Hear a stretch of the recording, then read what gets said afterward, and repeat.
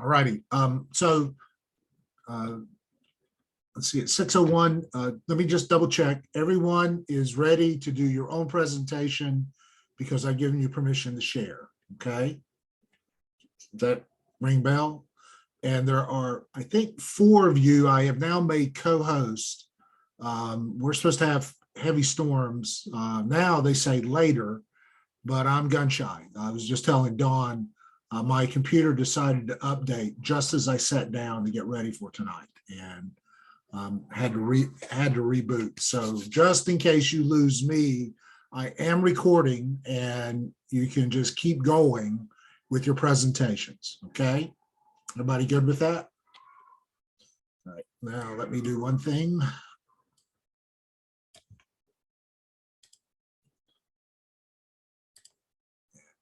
I'm gonna do my only share screen for tonight. So everybody can see the Brady Bunch, right? So the Lord be with you. And Also with you. Lift up your hearts.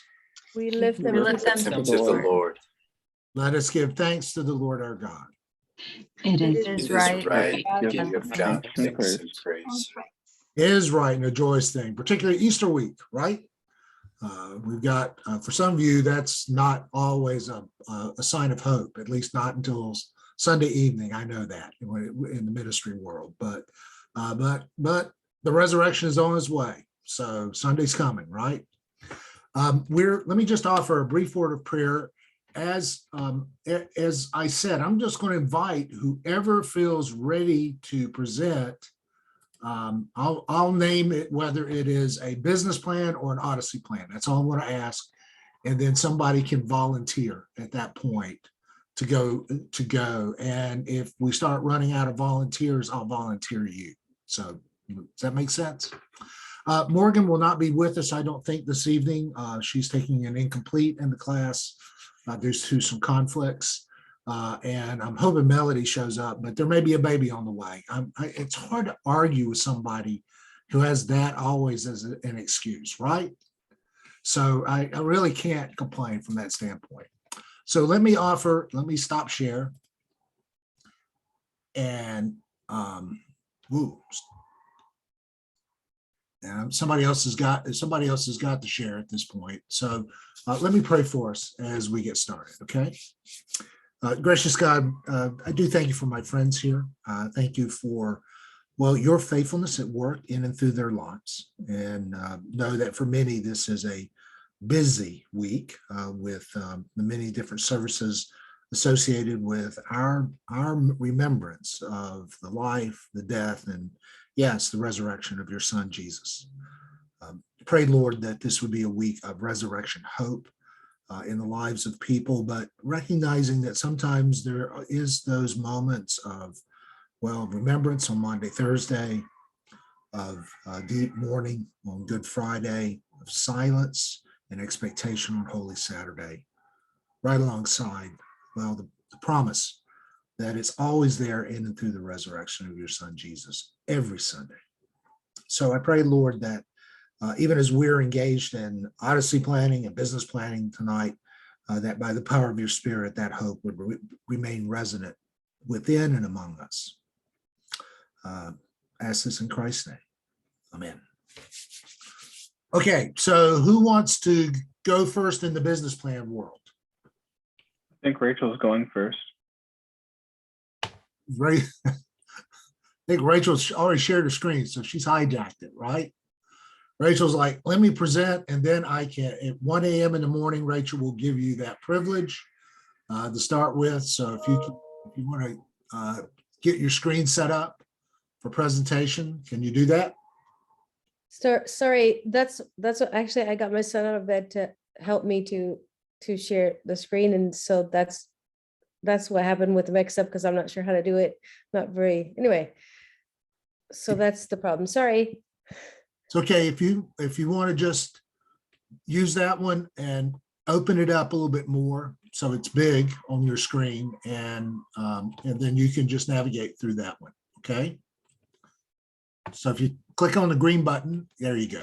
All right, good deal. So you're on the clock as of now, okay? Okay, so my project is called, the shop that's been open is called Fullness of Joy. That's the logo of the actual shop. Our son in Albania, our oldest, one of the boys we helped to raise, made it. A little bit about Albania. That's a picture of the flag and the national hero, one of the national heroes, Skanderbeg. This nation has been a Christian nation in the past, and this is a Christian business that have started. General statistics about Albania. The culture is 70% Muslim, generally speaking, 20% Orthodox, 10% Catholic, 1%, less than 1% evangelical Christian. Those are numbers from before communism. Many people now don't practice any religion at all. They were communists for 50 years. Albania is on the European continent in the Balkans. Close to, not that so far from Romania. The estimation of the amount of Albanians inside of Albania is 2.8 million, somewhere around there. In the world, about 6 million Albanians. The Albania received the gospel according to Romans 15:19. It says all the way around to Illyricum was the gospel preached. This used to be called Illyria. Around 62 or 63 AD. So it was a Christian nation after that time. And then in 1405 to 1468, when the Ottoman Turkish Empire was taking over many nations, that empire was stopped here in Albania for 25 years. George Skanderbeg, that same guy from the first picture, he's in the square of the square of the capital city of Tirana. There's that big statue to remember that he fought to, and not the army of Albania, fought to keep the Turks from taking over. He fought in the name of Jesus, actually. It was on his breastplate, but to keep them back. And some historians say because of the war here that lasted 25 years, more of the Ottoman Empire didn't take over more of Europe and go more into the nations. And so it was under Ottoman Turkish rule from 1479 to 1912. After that, it had some different things, but it became internally communist during a period when many nations like Romania, but it was a different communism. This was communism and inside. The dictator was from 1946 to 1976. They were under a certain rule that was a little bit not quite as strict, but and after that, it became where they declared atheism as a national religion. And so they weren't allowed to practice any kind of even national religion or even say the name of God. They were imprisoned for even saying the name of God. And then in 1991, that communism fell and many people came in to help humanitarian aid and Christians and Christian organizations to tell people again about God, kind of like something like North Korea today. They're praying for, and so then it became the Republic of Albania. So there's much still today. There's the Islam. Most of the people would say that they're kind of like they're whatever they were in the past. I'm Muslim because my family history is Muslim or whatever. But there's a lot of Muslim influence in trying and reaching into the nation to try to get people to be truly Islamic. And one way that they do it is through business, a lot of business. On all over the country, you can see Islamic business. A lot of things like sandwich shops, like we've opened. And so this sandwich shop that we opened called Fullness of Joy is the Bible verse for the shop is Psalm 16:11. In the path of life, you will, and at the right hand of God, you'll find fullness of joy. And so this is the address and the number and the information. The day, these are some pictures of the shop. The current shop was open March 1st. At that point, 5 Christian employees. The minimum wage of Albania is around $300 a month, plus $100 that's given to the government for taxes and insurance and all those kind of things. So people live here on a very, very small amount of money, small budget. So the total cost per month is somewhere around $2,600 to $3,000 to keep the shop open.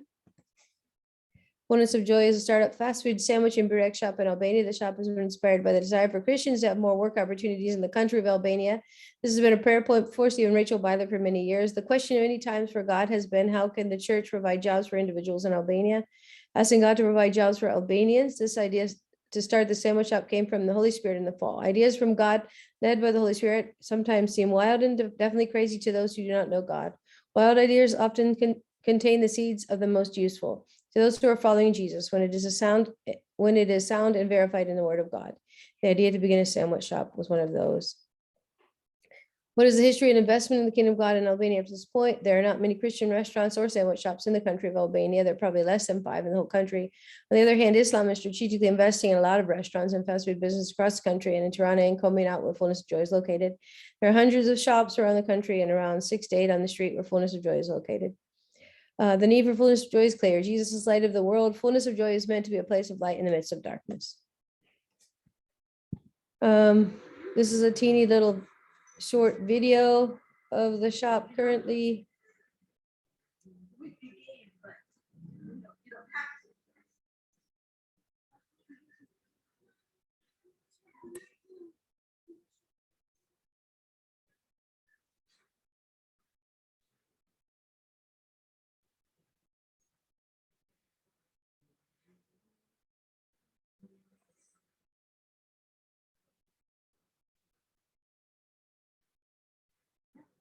Okay, stop that. This is a menu. Well, it's in process. We thought we're going to print it. We're changing a couple of things. We haven't printed it yet with the prices. And the end. Any questions?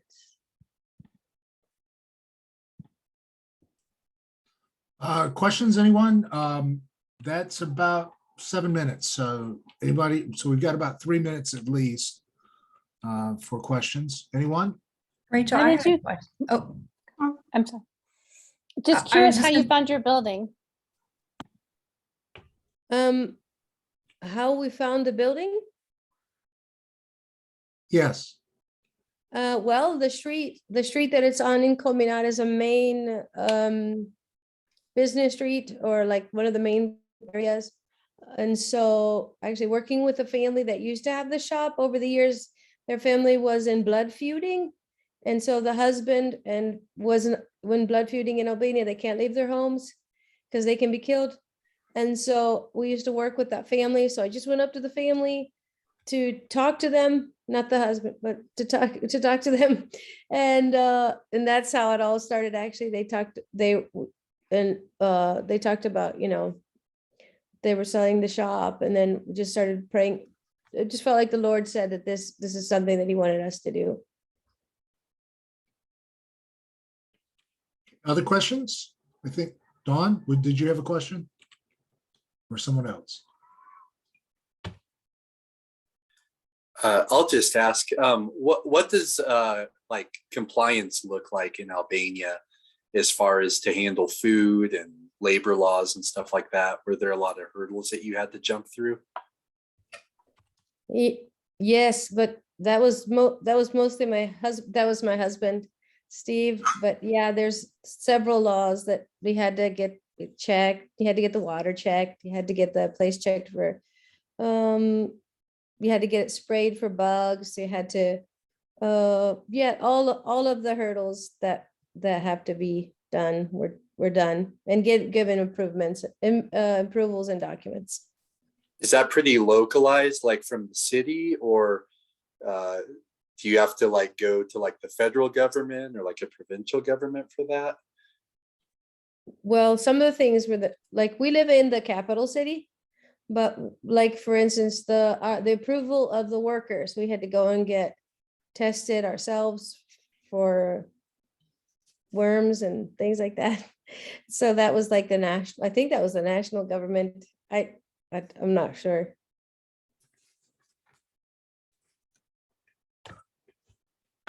Okay, we got about a couple minutes. So let me ask a couple of real quick questions. So Rachel, would you see this as right now is basically an initial startup? I know you said you opened March 1st, but you're still working on your menu and menu price. So are you actually serving food at this point in the Oh, place? yes. So the prices are in the shop, but we haven't on that chalkboard you saw. But we're like just looking at things, and so the menu hasn't been passed out in the neighborhood, or menus aren't passed out, and we're probably going to change some things actually. But we started with actual prices, and it's in the material that I sent you, the actual prices right now.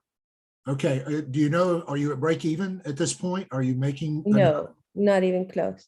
Okay, well, what is the difference? I mean, so if you were to present this to someone asking for a loan to make sure that you can be at break even point at this time, what's your upside down point right now for operating cash, say on a weekly basis? Do you know what that would be? Yeah, I don't tell you in a month. Last month was the first month. This is the second month.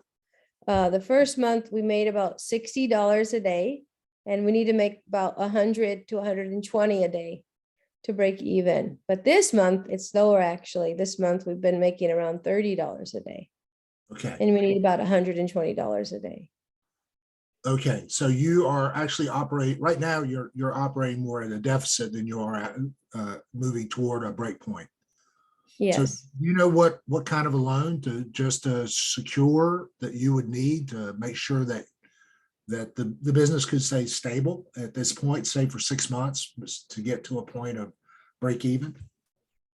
If we're not taking a loan, any more loans, if there is donations and those kind of things, we'd need to around $2,500 a month to stay open. So then like at the $30 point, I'm not sure, but at the $60, because I don't do the math, at the $60 point, we're making about half of that.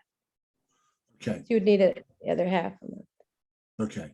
Well, whether you took a loan or whether you actually found an angel investor, a donor to do this, it's really trying to figure out whether or not the business has viability long term. So that's why I was asking. So, okay, we don't have any more time, so we'll just thank you for the presentation, and we will go ahead and move on from that standpoint. Okay, if you can, Rachel, if you can stop the share of your screen. And I'm needing someone to volunteer who has an Odyssey plan. So who's my Odyssey planner? Be willing. Delmy? Okay. Jump in.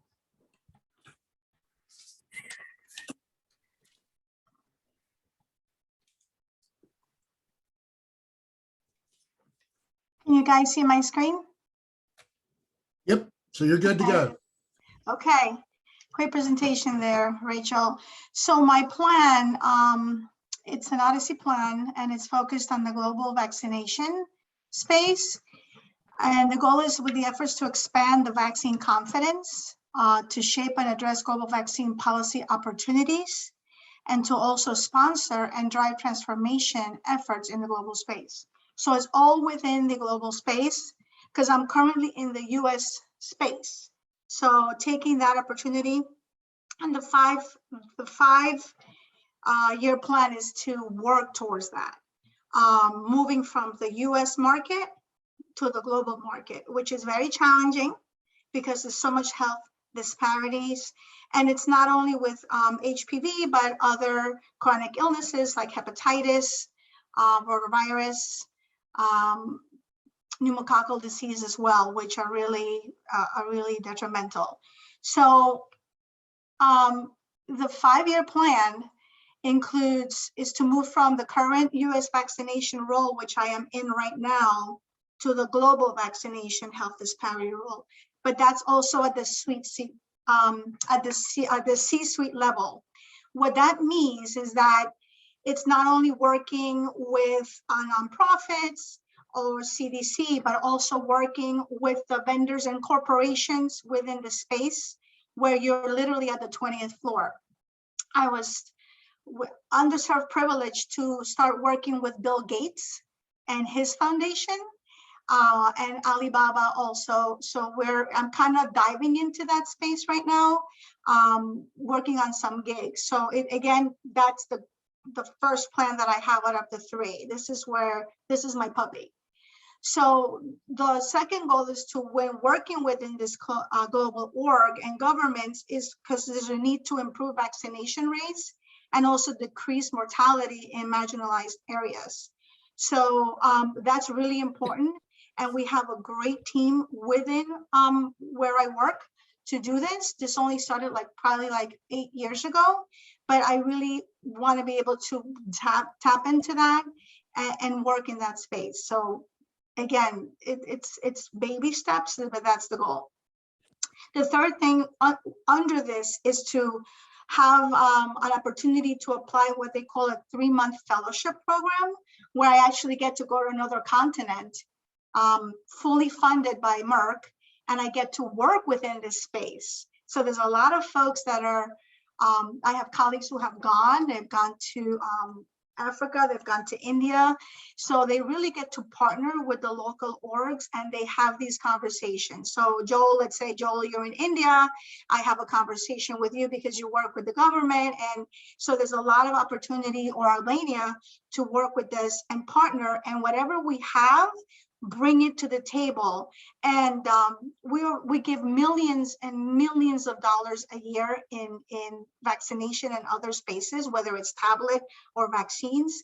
So that's really the goal here. I'm going to pull up my plan, and don't laugh, please. Or you're allowed to laugh. And I didn't change it on purpose, because I think, to me, diving into this space for the first time and looking at this plan, it's what I wrote down, what makes sense to me. You're going to look at it, you're going to be like, what is this? Is this like in another language? And it's not Spanish, I promise. Here goes the plan. It's opening up. Okay, so I embedded the plan within this PowerPoint. And don't laugh. Okay, I know. It's, so if you look at this plan, I intentionally didn't do that because I feel, gosh, this is. Demi, we can't see the plan, so you may have to exit out of the PowerPoint. All right, let's see. Just okay, good. So you even laughed before it, so that's a good thing. No, every time you say don't laugh, I start grinning. I can't help it. All right, here we go. See it, guys? Okay. Now we're all allowed to laugh, blah, blah, blah. Okay, I know this. And I thought about it. I'm like, I was going to change. I'm like, no, this is who I am. This is the space that I'm in. So I want to point out to you my alternative plan too. The plan that's one, it's the one that I'm living in right now, that I was going to try to roll up, but that's really not the space I want to go to, because I've been working with mentors and I've been working with advocates and a team of folks. So we're looking at the global space. So the execution in the first year is to actually what I'm doing now, to work with these mentors and advocates to get to that next step. What that means is I'm having informationals, I'm having conversations, I'm doing 6-month projects with folks, and besides my regular day-to-day business. So in the second year, there's a goal to have a vaccine alliance and have a project go to the next level. So like, again, what I share with you with some of these foundations that we're able to partner with. Year 3 is to, once I have that experience, get into that 3-month fellowship program and be able to travel somewhere around the world and have these conversations. There is, in the 4th year, I want to have the opportunity of working with Merck for Mothers, which is we're able to really bring mortality rates down in the vaccination space. And eventually in the 5th year is to bring all this back and bring it to the government here in Washington, DC, and be at that C-suite level. So again, and this is all to help people not to die. That is my #1 plan.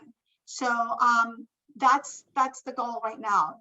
So the goal, again, the plan #2, it's in the US space. So if all else fails, I can still have the backup of the US organization space to do that. My 3rd-year plan, it's when I grow up, this is what I want to do. I want to become a life coach. If I had the money to do it, or if I didn't have kids in college and so forth, I would definitely, I think, stop what I'm doing. Don't tell my husband that because he'll freak out. And I would just really work on really being a life coach. I've had opportunities, and as ministers of the gospel, I think we get to do that. I know there's ministers in the room. We get to do that for people, but to be able to have those conversations on a daily basis, I would love to do that in this space. But this is my world. It's my vaccine world. And again, just thinking about what I can do in that space. And the reason I did it in my secular setting is because in order to do things that I want to do in my ecclesial setting, I want to be able to have substance and bring both to the table and have fun in the process. I think I shared it before, but again, I've been in debriefings all day with the CDC. I'm up early tomorrow at 4 in the morning, just debriefings, just working how we can help folks in this space, and also the non-vaxxers, people who do not want to get vaccinated, and that's okay.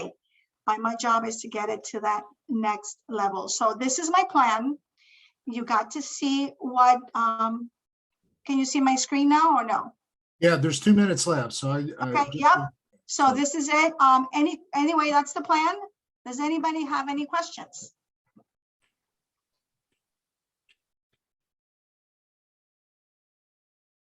Questions, anyone? Tell me, I have a question. In the book, it talked about a gravity issue, or I forget, gravity, whatever, all the words are so hard. It'll come back in my presentation. But was there something that you felt like was like a gravity question or gravity problem as you were looking at these plans? So from that's a great question. I'm thinking about the vaccine space. I know this with vaccination rates and everything that is even happening right now with the COVID vaccine. There's a lot of things that are going south. I can't speak to because of guidelines, but yeah, there's the overall. I know this sounds almost unrealistic what we're trying to do here, but because of the death rates, the problem is getting to the next level of conversation. That's a gravity issue. Where are people going to really? And now with COVID, people don't want to get vaccinated, so it adds to the mix. So that's a really really big issue. I hope that answers the question. Anybody else? Another minute. You can comment about my drawing, which is also. No, we're not gonna do that. Everybody's equally there. Joel, real quick. Is your biggest issue with distributing vaccines globally, is it more of an access issue or an education issue or a mistrust issue? You kind of talked about what's going on in the States with like a uninformed issue, but I wonder what it's like in the rest of the world. Great question. So yeah, it's because of those local government, like say Albania, maybe they're not, if it's of a Muslim country, maybe there's issues because of the traditions and the religions. So you just hit on all three, which are the most, they're all there, is access. And that's where we come in and try to work around that. And believe it, I mean, it gets very hairy. It gets to the point where you can be in danger because we're trying to work with the government as well, each local government. All righty, and we'll have to call it there. Again, I'm mindful, everyone, for everyone. Yep. And thank you, Delmy. And Melody, it's good to see you. So just a quick shout out. We're alternating between business plans and Odyssey plans, just so you know that. And I think we're back to business plans. So anyone in particular want to go next? Chris, go ahead. You got control. You have control of the screen.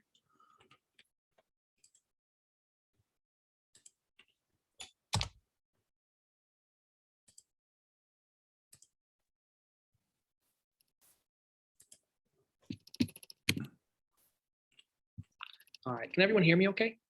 I don't know if I've tested my mic. Okay, awesome.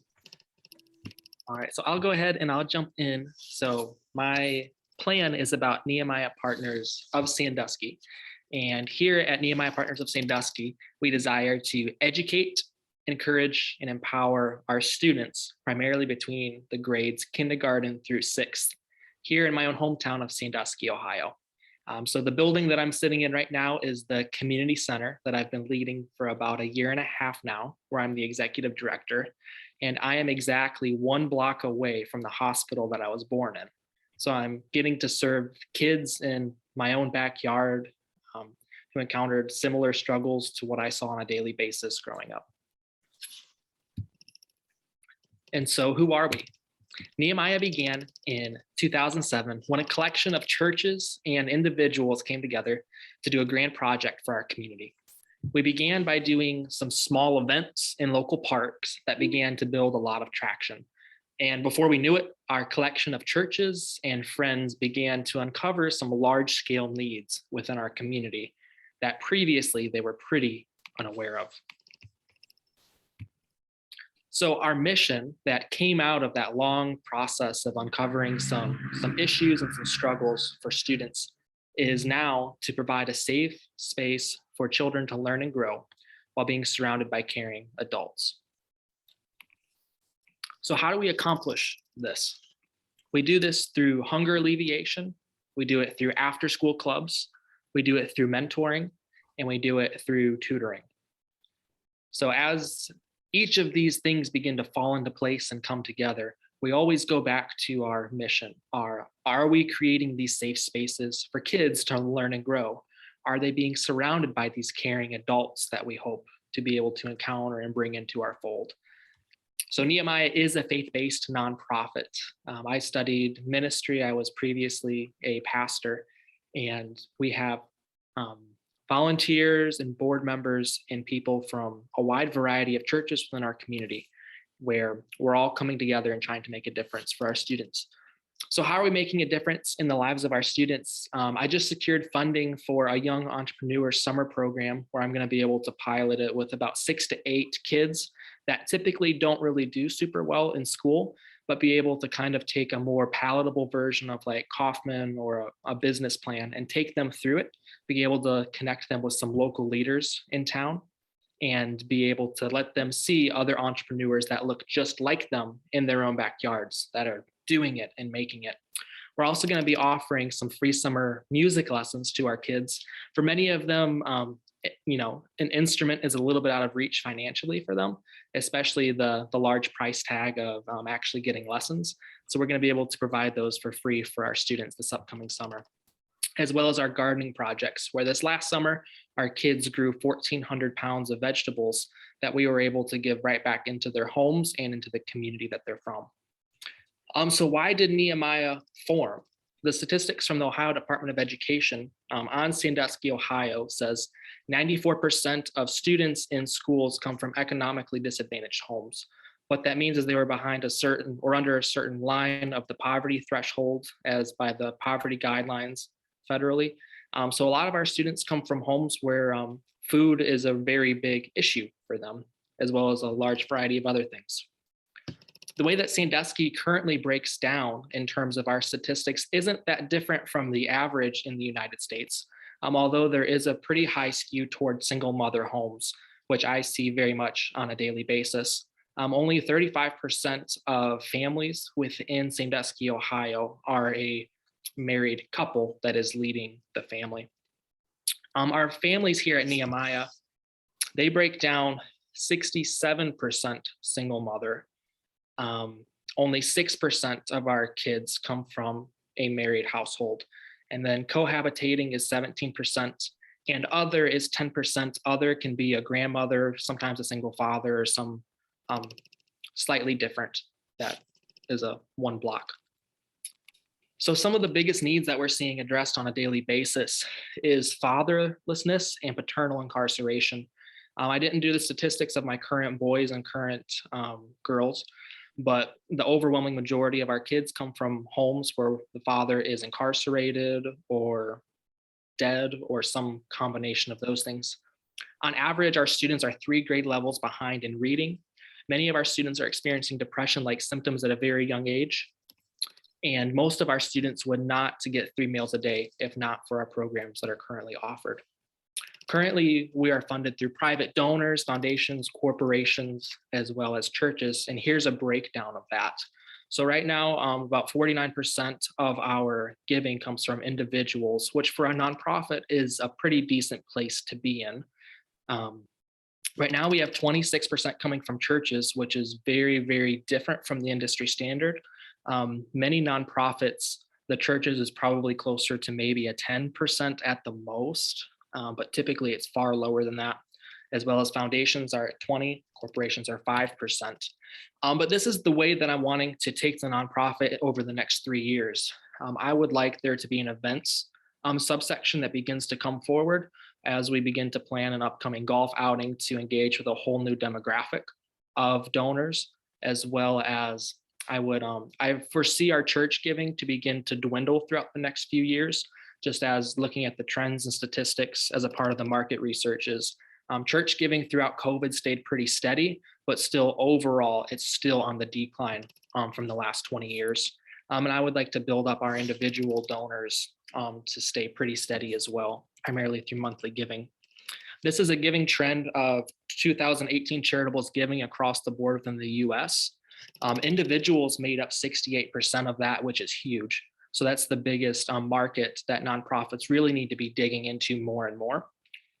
Surprisingly, corporations are very, very low at only 5% of charitable giving, which that needs to be noted. Oftentimes people in the nonprofit sector want to just reach out to a business to give them a $10,000 check. It's pretty unlikely. Typically, your best bet on the corporation side of things is to already have a friend or some sort of individual that you're connected with there to be able to build that bridge. And then here is an overview of charitable giving by category throughout the United States. Luckily for us, we fall into a really good mix where religion makes up 31%. So we're in an area that is primarily Christian and faith-based. So we are able to connect with a large amount of charitable giving within the US, as well as education, which is 14%, human services that is 12. So we actually are able to tap into roughly 75% of charitable giving across the US we would be applicable for. This is our strategic plan, which I am not going to go all the way into because I know that we're beginning to get short on time. Now there's about 3 minutes left. 3 minutes? Okay, I'm good then. I'm good then. So our mission, as I already said, is to create safe spaces for children to learn and grow while being surrounded by caring adults. When this is accomplished, the vision that I see in the world is to see our families restored and communities changed through the love of Christ. The things that we really value is Christian community, stable families, effective education, attitudes of hope, health and wellness, and our city flourishing. Over the next 3 years, you see the bottom guideposts is the trajectory that I see our organization heading as the result of me building this out throughout the class. You see 5 guideposts down there that I won't dive too far into because I want to get to this next part here. So how can you help us accomplish this mission? So if I was to take this to a foundation, sit down in front of a board at a foundation, this is the exact ask that I would be making as the result of this presentation. Over the last 3 months, I've had to turn away about 20 plus children because our programs are at maximum capacity. Would your foundation consider making a 2-year matching pledge of $15,000 to help us bring on 1 additional staff member? Through this, we'll be able to provide programs for 20 more students in our programs if we're able to get that matched as well. So that is the ask that I'm making specifically for the foundation today. And thank you for hearing me out. And I hope that together we can educate, encourage, and empower students in our own backyard. Thanks, Chris. Yeah, I'm time on task. So if you want to applaud, you can please applaud from that standpoint. I'm the guy that going clock, clock, clock from that. So questions to Chris? Anything in particular?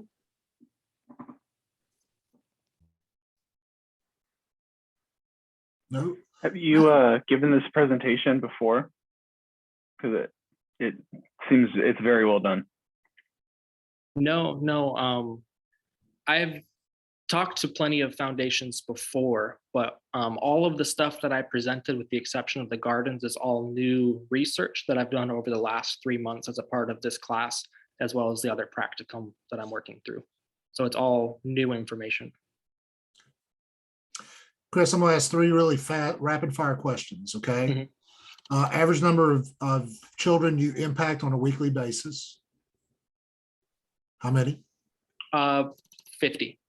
Okay, because I didn't hear that anywhere in the presentation. So how many kids are you really connecting before you tell me who you want to, how many more you want to reach? Deeply on a 50 on a very deep level, and then throughout the course of the year, I'll interact with roughly 200 different children, and then I'll work with adults beyond that as well that are parents. No. And how many people do you have on staff, including yourself? When I came in, I was the only person. In January 1st, we were able to hire our first ever second full-time employee throughout the organization's history. Okay, and do you have volunteer staff that also come alongside? On a weekly basis, I have about 45 different volunteers.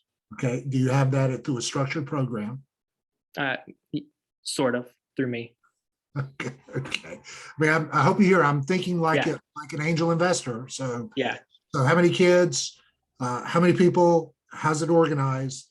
And what's your current operating budget on, say, a monthly basis? I'm gonna go towards annual if that's okay, because fine. our building's a whirlwind. Our annual budget is right around $120,000. We own our building, have no debt. Throughout the winter months, we have an expensive boiler system that we spend anywhere from $1,000 to $4,000. That's a good chunk of our expenditures throughout those months. I get all of our food donated, so we only spend about $40 a week on food and are able to give out roughly 120 hot meals as well as 100 cold meals a week. Okay.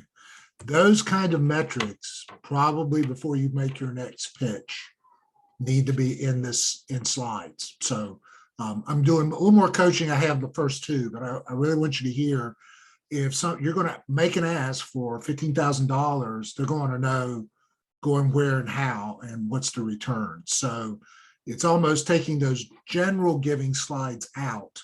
If you're going to present this to people to actually ask for money, they don't care what the general giving is. They're wanting to know what happens if they give to you. I do think how your funding is coming is really important, but those general figures really are the kind of things maybe in a church presentation, but I would think more around the metrics so people know exactly what they're going to give to and what's going to happen as a result of that. Does that make sense?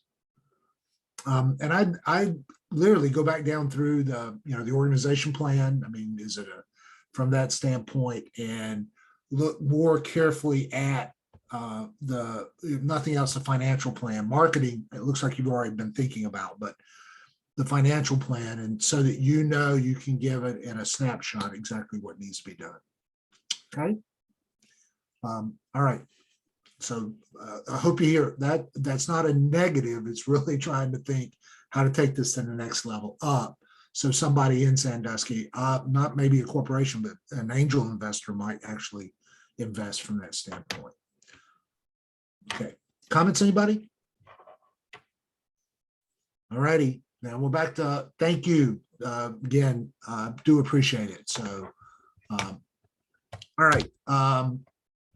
Odyssey plan. Who wants to go with an Odyssey plan? If you feel pressure behind this, I'm just monitoring the clock for everybody. So rather this than waiting till 10:30 and we have 3 people left to present. So who's next in the Odyssey plan?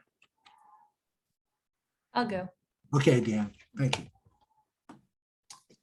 All right, so, oh, I gotta share my screen. I forgot to do that. Okay.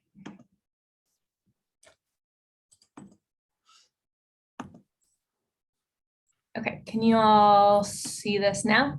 It's coming. Is it there yet? Bingo, yes. Okay, It's not a display side yet, but. yes. Okay, sweet. All right, so this is my Odyssey plan. It'll be a little bit different than Delmi's, so bear with me. So this is kind of, you'll see on the big screen, this is kind of all the different parts that my 5-year plan will hit. But we'll rewind in the process and I'll help walk you through how I went through the book. So gravity problem, as I'm reading this, I'm like feeling all the feels, just in case anybody else felt all the feels when they read the book and thought about their own lives.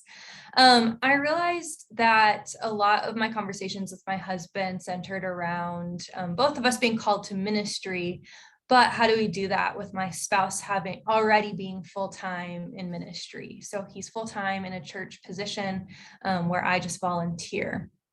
A lot of the gravity problem centers around, as you can guess, finances. What does it look like for both of us to be called into ministry, but one of us to have the monthly income, tax purposes, insurance, all of those kind of things. And then the second is opportunity. So it is challenging for churches to hire a married couple. And I didn't even necessarily have a lot of vision for what it meant to co-pastor until this class, the Odyssey plan, started having me ask questions. So one of the first things that we did, we worked through energy. And so I put my work, play, love, and health. The book starts with health as a baseline. And so I guess maybe this semester I've been going through some health stuff. And so it caused me to like ask these questions a little more intentionally. With love, I put a 4 out of 4. I have a very supportive spouse, which is awesome. And also like gives me permission to ask these questions about what it would look like to be in full-time ministry. The play and the work questions are interesting because I like play. I put like all my church stuff is all volunteer. So I run a hospitality ministry. But it's going super well and it's very life-giving. School for me is kind of like play. I know that's not maybe for everybody, but it's so fun for me. It takes me out of like the day-to-day like work stuff, and work I put a 2 out of 4. So it's just tiring. My work job, I work at Southern Nazarene University as an admissions recruiter, and it's a lot of sales, and that is very draining to me. So those are my numbers for energy. So it caused me to ask questions about work view and life view. I realized that what I was approaching work view is just how you make money, how you like go day to day. And if you can incorporate ministry, that's great. But when I started looking at life view, I was realizing that what I really wanted was a cohesive values and perspectives. So more of a true north and integration. And so I realized that just being honest with wanting to be in full-time ministry was a first part of that integration. So next we went into wayfinding. So I took all of that information and I started asking questions about why is my work only a 2 out of 4? What are the things that are giving it a 2 instead of a 0? As if anyone knows Daniel Pink, he tells you to ask, why is it not lower? So why wasn't it a 0?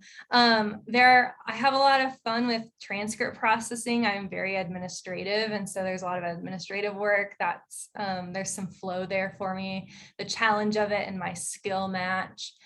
Campus visits and tours, I get energized and with excited students. When they are excited, that makes me excited. So it's kind of a challenge and a skill to match their energy. And then also I work with transfers. So a lot of them come in with really hard things that are happening. Maybe they didn't have a great experience in college. And so I get to minister with them. So, and then the last one that is a flow, that is a challenge and a skill where they match for me is strategy and vision conversations. So on my Strengths Finder, I'm very high on strategy. And so I love in admissions, there's a lot of metrics. So how do you get your metrics to line up with your goals? So that is all, there's a lot of flow with that for me. For energy, in order to move into energy, the authors talk about how it's where your joy and your purpose match. And so what I found was over the last semester, where my energy has been, I got to be an SNU sponsor for the Wesleyan Women's Clergy Conference. And then I also, through my church, intersect a lot of interns and student workers.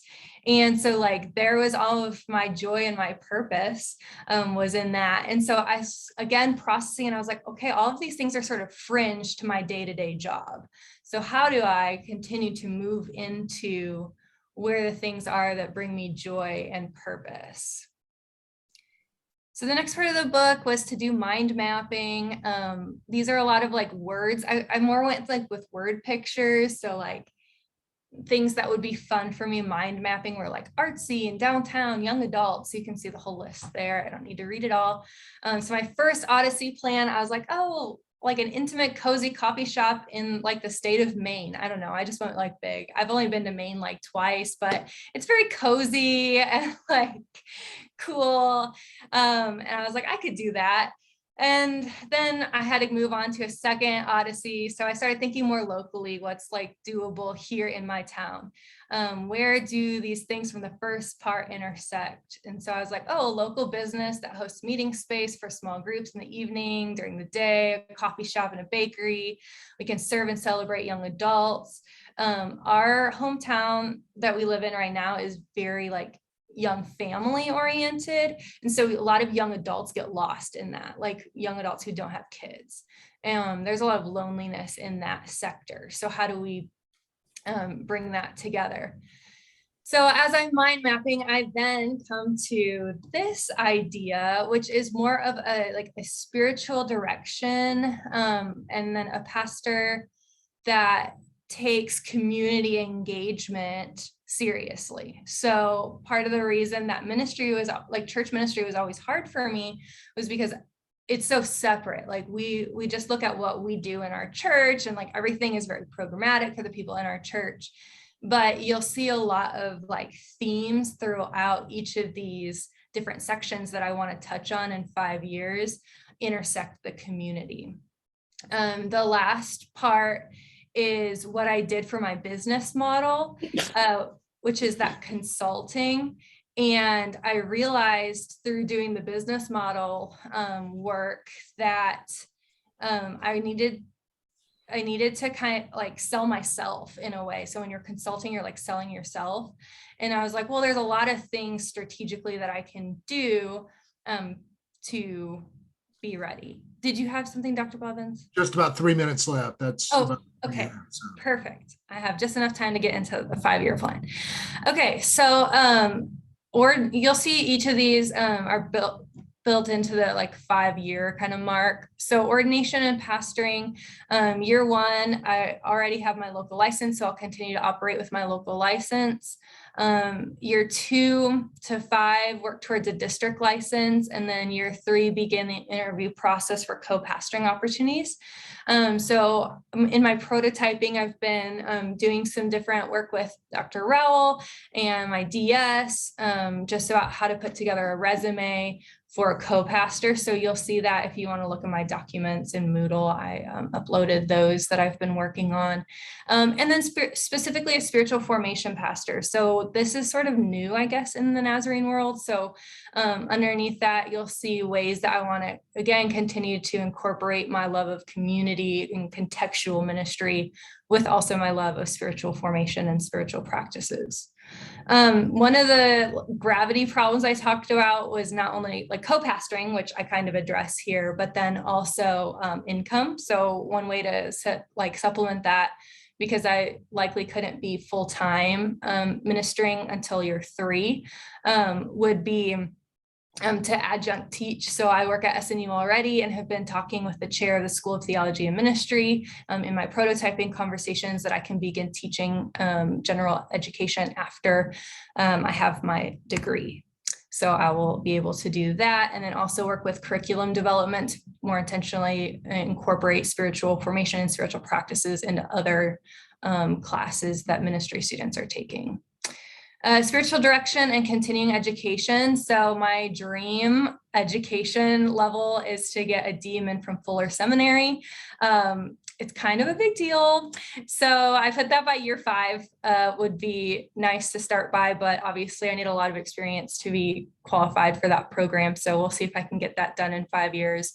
But there's a spiritual direction online certification through Loyola University that's really focused in the Ignatian method, which I think is really helpful for how I want to incorporate spiritual direction already. And in prototyping, there's a couple books that I'm reading from different authors who incorporate spiritual direction into a contextual setting. And then I've also been speaking with my own spiritual director, and then Mikhail Levine as well, who is our resident pastor for NTS. And then the last is consulting and content creation. So year 1, right off the bat, I want to start content and curriculum creation for my church. And then by year 2 and 3, branding my own content creation. So like expanding a little bit more there with my own creativity. Then by year 4, begin consulting workshops. So helping pastors understand their own ethnographic context, some work I've done in Dr. Wesley's class, innovation and design that I've done in Dr. Blevins to help pastors learn how to do spiritual formation and practices in their own context, because not all church contexts understand liturgies or regularly use them. And then helping pastors do their own discernment and contemplative retreats. And then by year 5, launch a business. And this whole class has been prototyping that phase. So last piece you can just see right there. I'm choosing happiness. So choosing to pursue all of this. And then my team, my supporters have already been behind me and will continue to be. Great. That's a full 10. So, but just a couple of, I'm looking at the clock, a couple of questions. Anybody have a question for Deanna? It's a great presentation. Thank you for taking us through all 3. I just have a question about Fuller. What is it about Fuller that's catching your attention? Yeah, so they have a specific spiritual direction model for DMin that you can actually pick specific. And they actually like do some international work with their cohort. So like you get to go to Ireland and do a couple different really cool, unique experiences in their program. Nice. Anybody else? I'm not offended, so don't worry. And she will graduate, I think, but don't worry. Okay. Could you remind me again which degree path you're on now? Yeah, I'm on MATL, Transformational Leadership. So that's part of getting the Loyola. It's 18 master's level credits. So it'll help me get into a DMin program. Anyone else? One thing, and Dan, you'll find out this year also. And I can't remember. Is your undergrad in ministry or theology, or is it a different field? It's in ministry and biblical studies. Okay, so you may have everything you need for ordination from an academic standpoint, but that's one thing you'll need to factor in if you're going to seek to be ordained and a director at the same time. But that's one thing to think about. And the other thing, and I'll just put it out there. What's funny is where you started was with a lot of kind of really strong administrative skills.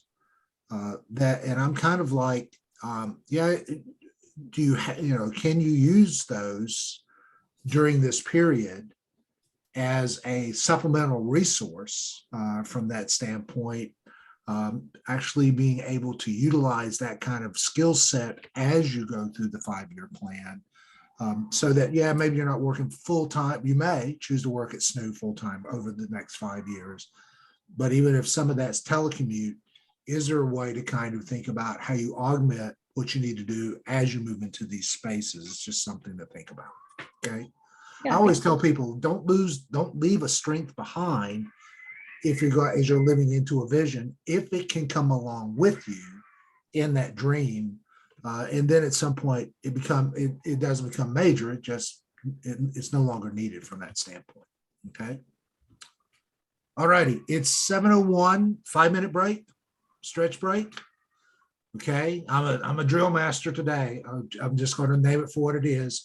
And we need to come back with a business plan. Who wants to do the business plan next? Okay, Brandon, you'll be next up when we all get back. 5 minutes, go away, come back. Okay, we'll see you then. Forehead. That's okay. There's nothing I can say about shiny foreheads. Okay, so we'll name it from that standpoint. Okay.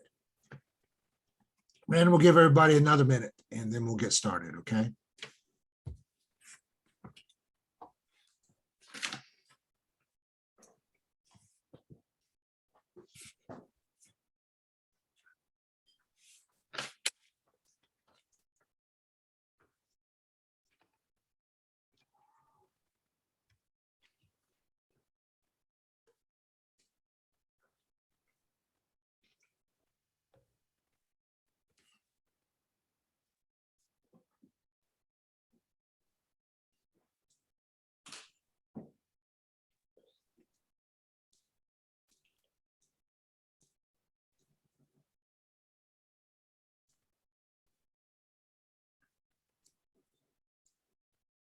Well,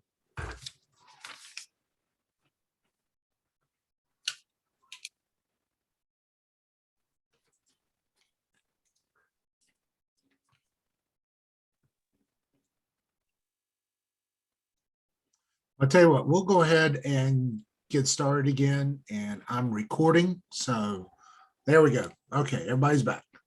Go. All right, Brandon, it's all yours. All right. So for my Makerspace project, I will be covering Yada Yada Cafe and Yada Yada Coffee because there is an intersection. So under the Yada Yada umbrella, Yada Yada Coffee is the coffee roasting part of the business, and Yada Yada Cafe is the coffee shop.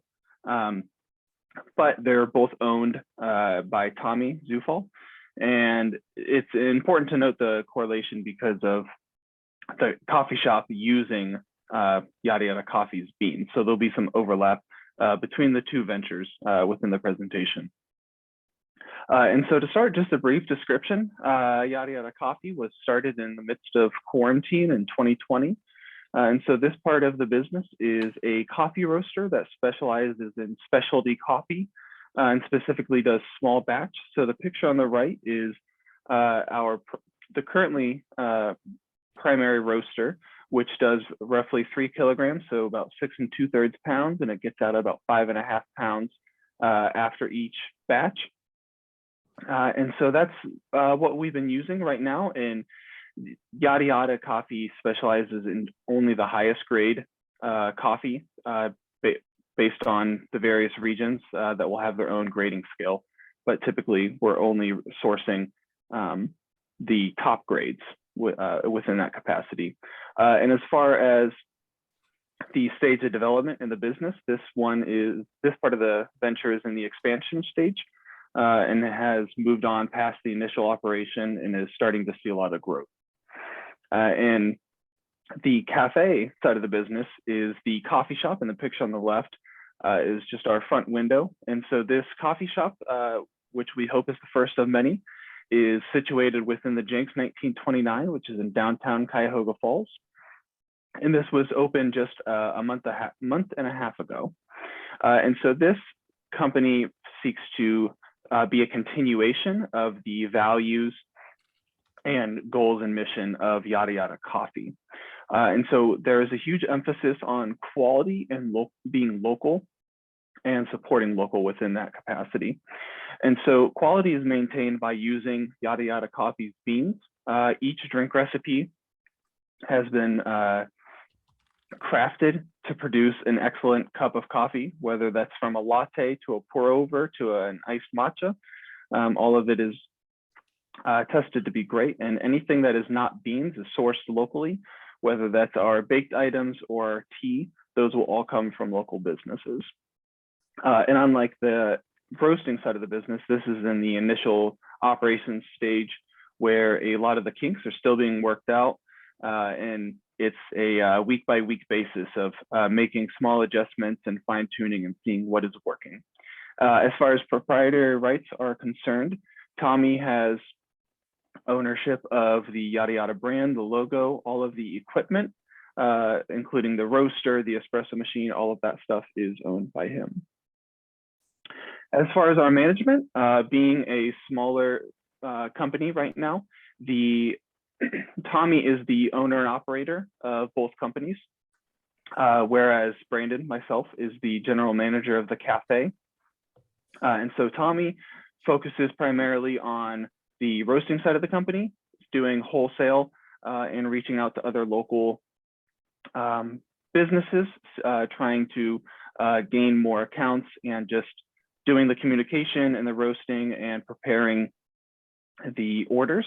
Whereas I take more control of the cafe and seeing the day-to-day operations there through scheduling, doing inventory, working the counter most days. And we plan on doing some future expansion down the road. Like I alluded to earlier, we are hoping that this Yada Yada Cafe is the first of many. And so for the moment, it makes sense just to have a very small management team. But down the road, we imagine it might make sense for Yada Yada Cafe to have a larger management team. So as far as our marketing plan is concerned, the coffee industry is seeing a increase, and there was a projected increase of 9% growth within the entire coffee industry from 2020 to 2025. And we have slowly been seeing that growth being actualized. And even within the local market here in Ohio, coffee shops have been growing and expanding. There have been a lot more coffee shops that have opened and stayed open within recent years, especially in Northeast Ohio. And there's also been a huge push for supporting local, especially in the midst of quarantine, and seeing a lot of small businesses going under. A lot of folks have made an emphasis on going to local places. And especially within the coffee world, there are a lot of folks that are more interested in the local cafes and the local roasters as opposed to Starbucks, or in the roasting world, they refer to them as Charbucks, or Dunkin' Donuts and the other big franchise coffee shops. So as far as the benefit of our specific product, so the beans are, as I mentioned earlier, very high quality. For example, the Ethiopian Yirgacheffe that we are currently carrying within Ethiopia, they have a grading scale of 1 to 9, 1 and 2 being specialty and the rest not being specialty, and we exclusively carry grade 1s. And that same standard is applied throughout the rest of our sourcing process. And furthermore, using those beans and having meticulously handcrafted blends for our espresso and other beverages being very intentional within that sphere. And so far in the past month and a half, receiving extremely good feedback, especially from those that have been able to visit other local coffee shops. Many have been pleased so far with the quality and consistency in the beans. And so a little bit about the market, just in the Summit County area or the greater Akron area, there are a good handful of other coffee shops. There's a little over 10 within what we would consider to be our direct competitors. And as far as roasters are concerned, there are 4 other roasters, only 1 specialty roaster within our area.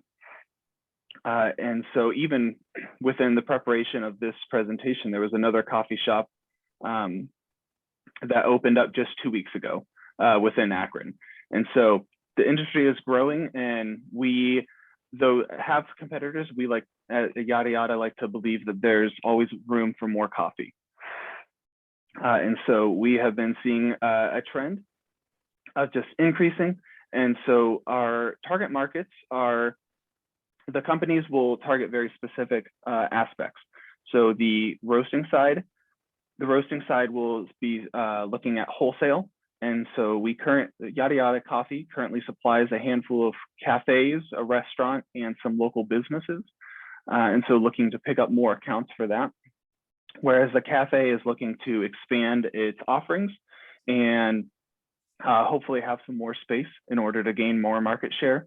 And so moving into our financial plan, startup costs for a coffee shop can vary depending on how big you are and what kind of scale, the number of machines that you need. Starting the roastery was actually on the cheaper end. The machine on the left there that we have is a $20,000 machine.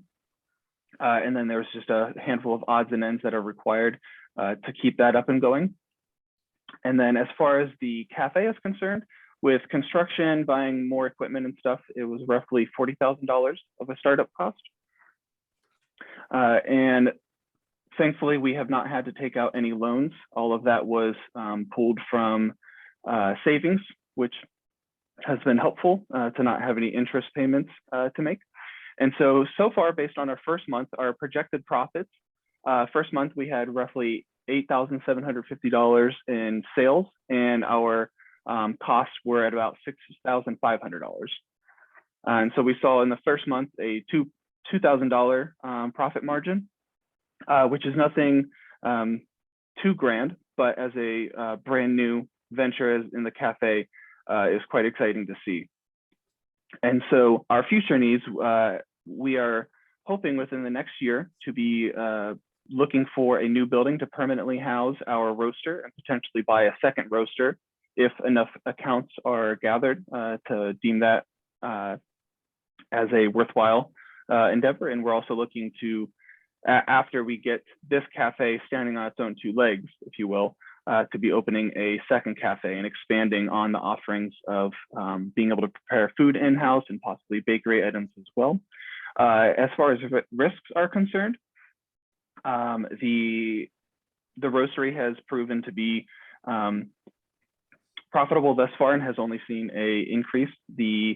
Am I out of time? Just about. Just about. Okay.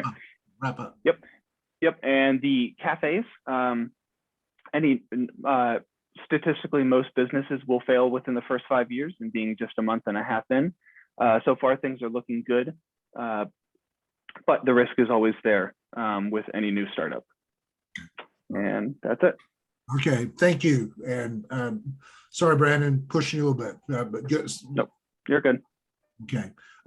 Time for maybe one question or two real quick. Yeah, Paula? Brandon, good job. I was just wondering, is the cafe specifically connected to a church ministry or to a local church? It is not. Okay. Is there any plans in doing that or not? We're not any direct plans in the works right now, so we're open to any kind of partnership. Yeah, Melody? I'm just curious how long it takes you to roast one batch of coffee, to try and understand your business. Yeah. So one batch will typically take anywhere from 11 to 13 minutes.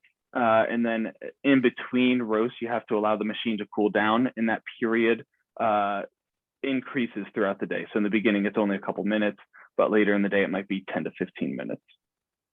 So do you know how much coffee you can produce in a day? It's okay if you don't. I can report back. I'd have to do some math. All right, well, you don't have to do that now. I am curious, Brandon, where you are, and I think anybody would say, where are you located? And what's the kind of traffic, foot traffic, business traffic for where the cafe is located is something people would want to know. So if you haven't done that and you're actually thinking about building to scale, doing a demographic search, and most small business centers will actually do that for you to let you know what the estimated foot traffic is for the cafe, what's a reasonable sort of percentage of the population to use of the cafe, what would be your true market would be one way to think about that. And you could probably get that at any small business center, even at the community college. So if you're going to pitch for capacity building, they're going to want to know exactly what's the footprint and how do you know you're going to reach enough people. It's one of those famous ones where a coffee shop shows up in the downtown business area and you get COVID, for instance, doesn't always work well. So just something for you guys to think about going forward. I think the only other thing, again, coaching, because you work through all the categories, is what would be the break point of earned revenue per month that would help you know that now this cafe is viable and you can start moving toward the development of a second or a third. So it's kind of that magic number that you go, okay, yeah, we may have a good month or a bad month, but this now is truly viable. Could hire an employee or two to make it go before we launch into the next one.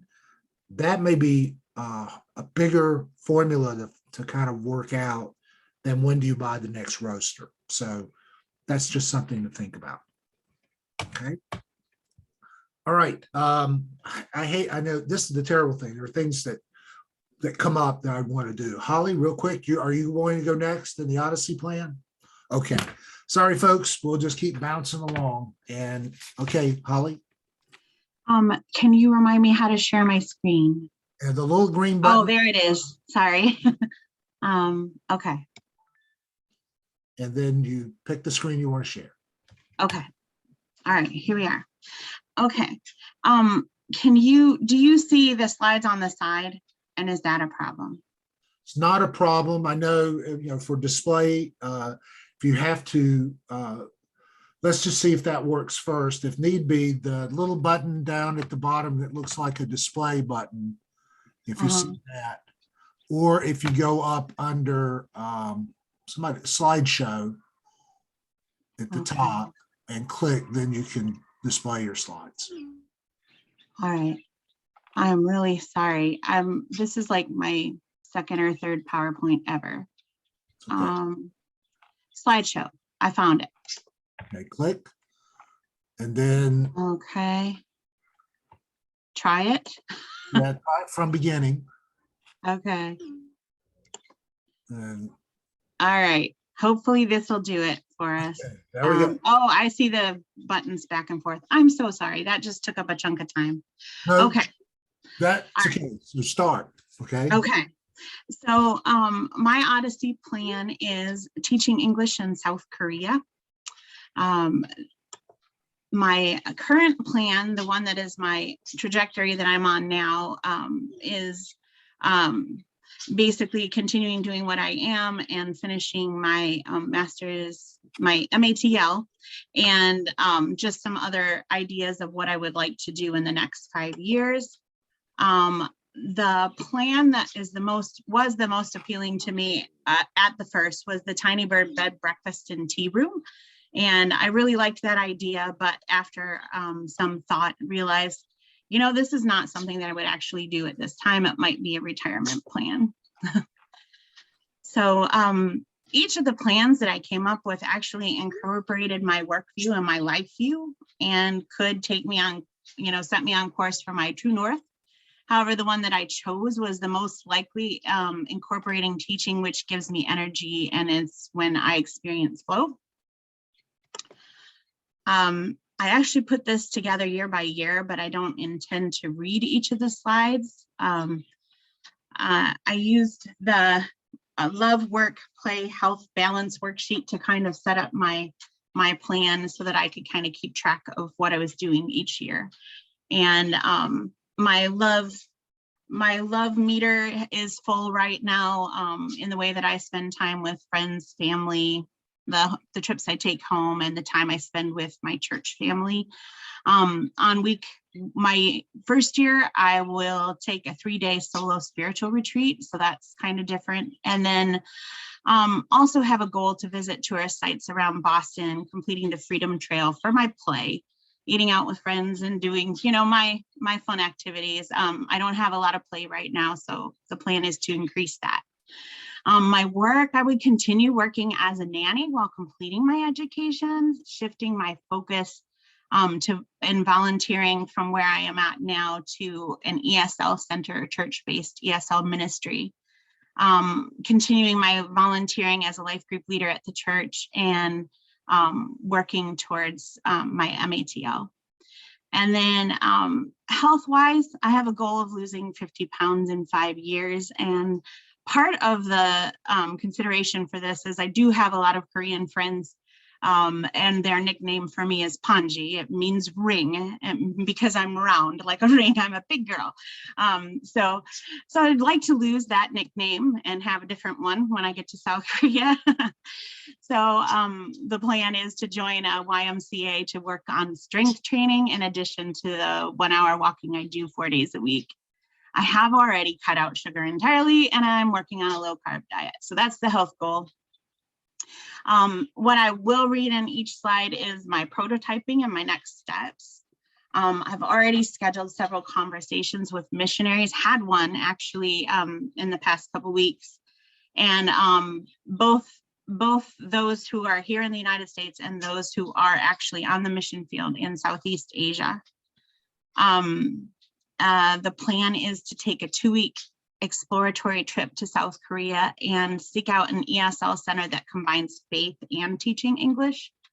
And then of course, meet once a month with my team, and each of the prototypings, you'll see that that's there. In year 2, want to spend some more time with my siblings for my love meter.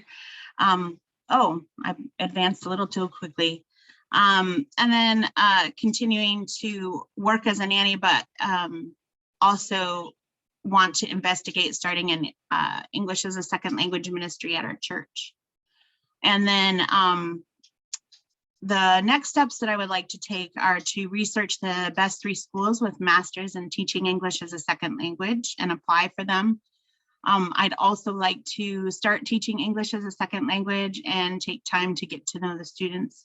I'd like to focus on Korean speaking students. And I'd like to ask questions about if it's possible to go to South Korea with the Nazarene Church. Haven't done that yet. I'd also like to apply for scholarships in this year and do a 1 month volunteer teaching trip to Seoul, South Korea. There is a mission board there that allows you to volunteer and teach for a month to 3 months at a time. And I figure that will help determine whether that's actually something that I would do long term. And then in year 3, I would apply for scholarships for my next school and have conversations with ESL professors there and other people currently teaching English as a second language, and look for opportunities to tutor Korean speaking students, which is something I have done in the past and really enjoy doing. In year 4, there has been in the works a plan for play, cruise with college friends and travel to visit my best friend in Japan. Just for fun would be great. For prototyping and next steps, I would like to apply to mission boards and secular ESL schools in South Korea, which I have begun to look into, and then seek out conversations with missionaries about what it's like to raise prayer and financial support, the best practices. Should I decide that I need to go as a missionary or should go as a missionary, and then start having conversations with travel bloggers and vloggers, find out their life stories and listen to what had caused them to have a start, because part of my hope in year 5 is to start a travel, not a travel blog, but just a daily blog of what it's like to live in South Korea. And then in year 5, pretty much the same things, you know, just trying to balance out all of my dashboard. And in year 5, I would need to finalize employment in South Korea, find housing, buy plane tickets, start the blog, make plans with my team to continue to meet monthly over Zoom while overseas. And I'd like to make sure that I network in South Korea and make sure that my friends are not just fellow ESL teachers that speak English, but that I'm connecting with people in that culture. The team members that I have, being mindful of the time, are my supporters. I got an aunt, my good friend Sarah, my intimates, that would also include Sarah, but my sister Susanna is also designing her life at this time, and I can count on her to tell me the truth. And then I don't have a mentor at this time. I have had in the past, but so I'm hoping to catch a mentor or two along the way in this 5-year plan. And that's basically where I'm at. Okay, very good. And that's about, we have 2 or 3 minutes for conversation. So questions, anybody have specific questions for Holly? Yeah, Melody. It's not really a question. It's just an invitation. When you come to Boston, I'd be happy to take you out to dinner, hang out anywhere you want. I'm already here. Remember? Yeah, let's get together. Yeah. I'm already here. That's right. That's right. We should get together. We need We to. need some time there. Yeah. Okay. And Melody, that's okay. For a lady who handles babies all the time. Yeah. That's a lot to remember with all these students. Yeah. Real quick, other questions, anyone? Have you taught ESL before, Holly, at all?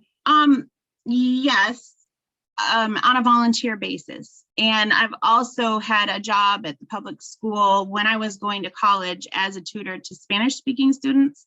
Okay. Because I do have a lot of Spanish language background as well. Okay, so why Korea? It's been kind of a dream since I was young. I made my first trip to South Korea when I was 15 years old. And I have been invited by missionaries in South Korea to come teach English in a Bible Institute in Seoul, South Korea. But at the time that I was invited, my grandfather was going through some serious health issues and had asked me to come take care of him, and I did. So I wasn't able to go at that time. Okay, all right, that's what I wanted. Anybody else? Any other questions? Okay, Holly, seriously, I'll send you the name of a couple of people. You think about a mentor or support people. Eileen Ruger, who is actually teaches missions at Asia Pacific Nazarene Theological Seminary, started her ministry as an ESL instructor. Yeah, hook me up. And when you contact her, you may call her Princess. And she understands. There's an inside joke to that she tells a lot of people, but she actually now oversees missions education for Asia Pacific Nazarene Theological Seminary. And I can't think of her maiden name. I mean, I can't think of her married name, but her maiden name was Jenny Selvage. And she has taught ESL at the University of Kansas and has served as an ESL, not only just teacher, but actually an instructor of ESL programs in Japan. So she would understand that kind of culture and be another kind of conversation partner. So I would love that. Thank you. I'm mindful of the time, so I'm only going to mention one other thing. We're right at the 10-minute point. Why wait? Well, I think you may know, but you actually can do ESL right now through the internet. And I don't know if you've ever explored that. And by actually coaching and doing English as a second language with students in Korea, but you actually do that mentoring through Zoom. So I didn't know if you've explored that as maybe a possibility to see. I haven't.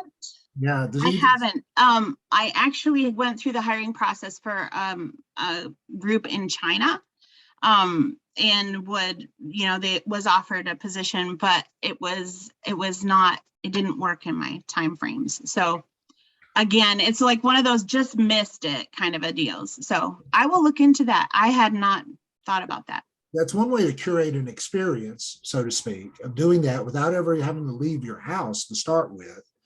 Though you've got a couple of other volunteer options, but it's just one of those things where, and oh, by the way, you can get paid when you do those kinds of things. Okay, so it's just something to think about. All right. All right, who's next? We need a business plan person. Who wants to go? Dawn. Okay, right ahead.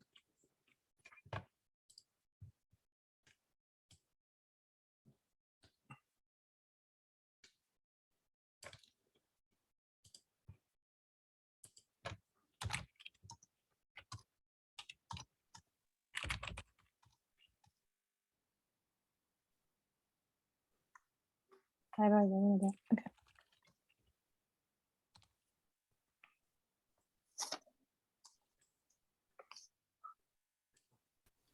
Welcome. I'm Pastor Dawn Ramirez, and I'm the Executive Director of Little Lambs Compassionate Ministry Center, a 501c3. And I am proud to introduce Women Working with Women, a social venture focused on Flint families.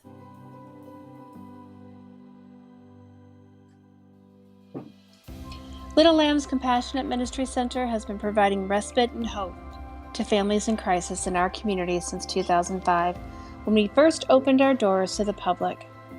From its simple beginning, an idea written on the back of a napkin, to today, 17 years later, a place of respite and hope where countless lives have been touched and changed. Hope comes through a winter coat, a safe bed, a new car seat, an extra blanket, diapers and bottles, or toys to wrap and set under the Christmas tree. Respite comes through a friendly smile, a warm embrace, showing up at the doorstep with formula in the midst of a pandemic, and always hands and hearts to pray. 1,000 families have come through our doors of our center or our mobile unit, and we continue to welcome all without residency requirements or need for a referral, because we know need has no zip code. Our vision is for community without margins where families flourish. Our mission is to walk alongside families with children, offering hope by providing barrier-free resources. Our promise is to treat all persons as the image bearers they are, with the intrinsic value and dignity bestowed upon them by their Creator. Our focus is on the whole family in a holistic way, knowing we live in a broken world where needs can be physical, emotional, mental, and spiritual. We often first meet our families when they are in crisis and need immediate physical resources. Our goal then is to help them meet their basic needs, and we do that by meeting them where they are and focusing on their safety and physical health. Our current services provides for those basic needs of food, warmth, water, rest, and safety. By helping parents provide the very basics, they themselves can then find peace and rest. We also know meeting those needs in crisis is only the beginning. Lives are truly transformed only when all of their needs are met. The need and readiness of our families to focus on the needs beyond crisis times has culminated into an initiative that will help mothers discover their strengths, assess their desires and willingness, and together create a viable plan not only for work and career, but as a parent and spouse as well. Families in Flint are dealing with some very heavy issues, and as soon as one seems manageable, there seems to be another added to the top of the pile. Living in this constant crisis mode is bad for the physical, mental, and emotional wellness of our families, and that is bad for our overall community. These problems are complex and require long-term systemic solutions for sure, but waiting for that to take place is harming our families. We have 81,000 residents in Flint. Half of them are women, and another third are children. That's a potential 66,000 folks to serve. So let's look at the ones in the most financial distress. Over 30,000 live in poverty, and 6,000 of those are children. Those include the working poor. You see, our friends at MIT tell us that a single mom with 2 kids would need a living wage of $41.92, or a take-home salary of $74,000. Problem is, MIT also tells us those types of jobs are far and few between here in Flint. What can families do today that will make their tomorrows better? And how might we provide the support they need? How might adding a little entrepreneurial spirit and innovation to the mix help? How can we fan the flames where it currently exists and help others find it? This is Erica. She's 28, has an associate's degree and a 6-year-old son with special needs. Prior to COVID, things were great. She had a full-time job as a teacher's assistant at a local preschool where her son could also attend. She lived with her grandparents who had raised her, and she had her own vehicle. In December of 2020, she was referred to us by a parent of a child she used to teach. You see, she had lost her job when the daycare closed. Her parents had contracted COVID-19 and passed away, and the house was sold. She and her son were now living in her car. We helped her get back on her feet and in a safe apartment, and for a while she was able to bring in enough to pay the bills by working for food and grocery delivery services. But because of her son's special needs, Flint schools not meeting always in person, it became a struggle to schedule enough hours. When work became unavailable, she spent her time at home creating a treasure trove of handmade boutique quality baby clothes that she gifted to little lambs. It was something her grandmother taught her to do, and she was really good. We suggested she could sell these items from home, and she came up with the name, started posting them on social media. But the Flint area is not the market for these items. We knew where there was a market outside of the area, and then provided a safe website with the ability to create a store and the ability to take electronic payments. All she needed was to have someone walk alongside with a few key skills that she will now learn, and of course for us to introduce her to 10,000 of our closest friends. As many of us here today can attest, it's not always what you know, but who you know. Wednesday nights are special at Little Lambs because Esther brings us dinner. She's from Nigeria, here on a student visa. She's a single mom of 2 4-year-old boys. She volunteers with us after first coming to us 2 years ago in desperate need of food and diapers. A lot has improved for Esther, and she's always looking for those she can serve. So every Wednesday she drops dinner off to us on her way to class. Apparently, once or twice a week, her and a few neighbors get together and create homemade dishes. For her, it's Nigerian red stew with rice. For others, it's Korean noodles. Another, it's Egyptian cuisine, and another is Cuban. You see, there are not any restaurants that serve those specific native home cuisines less than an hour away from Flint, and very few grocery stores as well. Each dish, though, has a story, and each bite evokes memories. Lately, these same neighbors have been sought out by others in the community to get their hands on these dishes. There seems to be a hunger for a taste of home, a hunger to feel connected to their past and now to their present. Those are only two of the many faces of Flint and the stories they bring, but what their stories have taught us is there is a need for the next step, and it may look different for each person. Women Working with Women is an entrepreneurial training enterprise focused on moms who are ready to take the next step and meet some of their higher needs. The goal is for them to know themselves, their strengths, their dreams, and create a plan where they can succeed. Small goals, one step at a time. We will walk alongside, listening and asking the questions, providing support when we can. Support can be through assessing where they are now and where they want to be. We'll be there to provide logistical support when possible and network with others when necessary. Support can also come in the classroom with BizBox, the entrepreneurial online training we've chosen. We will also model the process through a hands-on, woman-run food truck, Rasasi. Rasasi is to satisfy a hunger, and that is what we intend to do. Our mobile unit is more than just a food truck. It is a community on wheels where homemade food meets opportunities for women in the workplace, mixed in with a dash of entrepreneurial spirit and a desire to share with the greater community of Flint the richness of the potpourri of cultural origins represented in our community today. We have always believed we are better together, and this is yet another way of living that out. In 2021, partnering with SIPI, the Social Impact Philanthropy Investment Group, it was determined beyond a shadow of a doubt that we had grown beyond our physical space and we were going to need a bigger building. The great news is we found it. 12,450 square feet, 3 floors, 3 bay doors for our mobile units, and a new roof which was installed in 2005. In 2022, our research and planning will continue with both the building, the test cases for the entrepreneurial support services and classes, as well as starting a test kitchen with recipes and inviting potential investors in the fall to come to one of our test tasting events. 23 will have promotion and activation as we move all operations into the new space by September 1st, have our first on-site entrepreneurial classes by September 11th, be fully licensed for food prep and mobile serving catering. By the fall, have our menus and vendor set, and then we will also begin power table talks with the users of our support systems so that we can get feedback from them, but also that they can meet each other and do some networking. We will have a full reveal of the food truck in 2024, online ordering for a few months, both in the winter and later in the fall. Our community truck will be out at locations during the summer and a couple of weeks of holiday catering in the beginning of December. 2025, we hope to have enough experience to be able to monitor some and evaluate some. Where are we? Where should we be? Where do we need to be? What have we learned? We hope to be able to collect and tell with permission the stories of the both big and small transformations. And most importantly, are we able to replicate this in other areas? Our ability to make any impact in the community is directly correlated to our amazing corporate partners. I have an incredible board. Our chairperson, Melissa Yake, restaurant owners, Jared Heidel, pediatrician, Dr. Benjamin Ramirez, and then Chad Brizendine, engineer for GM. Combined, we have 100 years in local business and nonprofit sector experience.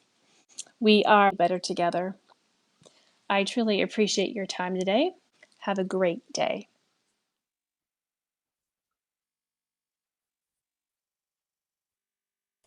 Okay, Don, come back. Let me see that face. I can't figure that out. Hold on. Okay, there we are. And no more. Okay, stop sharing. Here I am. Hello, I'm here. So I'll go ahead and name it. That was a prepackaged presentation. Where'd you go, Don? No, Where are I you? don't know. There Okay, you go. I'm right here. Okay. All right. Sorry. So question. So When you say prepackaged, with the exception of the video, that was the only piece that had been made prior, but that was my narration over the old video. okay, yeah, no, but what I mean is it was a video presentation already put together and done. Am I right? Or did you actually do that live while you were presenting? Oh, no. Yeah, I recorded my narration at 4 this morning because I couldn't get it under 10 minutes doing it live. That's okay. It's okay. So you're looking at the guy who used to be the news photographer. So when I'm seeing jump cuts, I'm like, ugh, but that's all right. Sorry, I know. And I did think of that. I honestly did think of that. Okay, questions, anybody? Anyone got a question for Dawn in this presentation? Yeah, go ahead, Paul. I actually don't have a question, but I have a comment. Don, I did not realize that Little Lambs, that's what it's called. It is such a big thing, and it's well, affecting so many people in a very positive way. So good job. Thanks. Very, very good. Thank you. Many hands, many hands. I'll go ahead and name a couple things, Dawn, for you to think about. Yep. The thing I said to Chris, and that's metrics. So how Yep. many people do you reach on a weekly or monthly basis? 200 families a month, 630 kids. Okay. I don't know if I heard that in the You didn't, because in 10 minutes, I thought if I could do the problem and the solution, I would be a winner. I really didn't know how to do all of that and numbers, to be honest. And angel So that's some.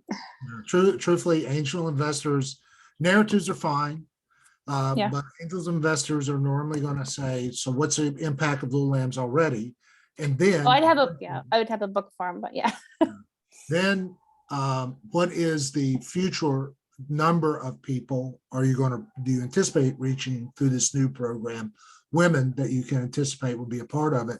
And even just something straight up like, do you already own the food truck, or is that going to be part of your business plan of purchasing that and what the cost would be? Some of those metrics need to be thought about in the presentation for someone who's trying to think about how much they're going to invest in a large amount. So In the written plan, we're going to use our current mobile unit for at least the first year, as well as the commercial kitchens. And because we wouldn't be able to create, it's in that one of those things that had it pointed out. But yeah, we're going to use what we have for at least the first year. Okay. Meaning 2023. Okay, so then the projected expenditures would be in 2024, 2025. What would that look like? Yeah, So- we'd have some from the get-go. It's about $3,500 a year for licensing. And then we've got to start up about 150 for the renovation of the building whenever that happens, and a good $10,000 in computer equipment. But I actually just got a grant for the 10,000, and I was offered a Faith Promise grant for the licensing as well. So those two are covered now.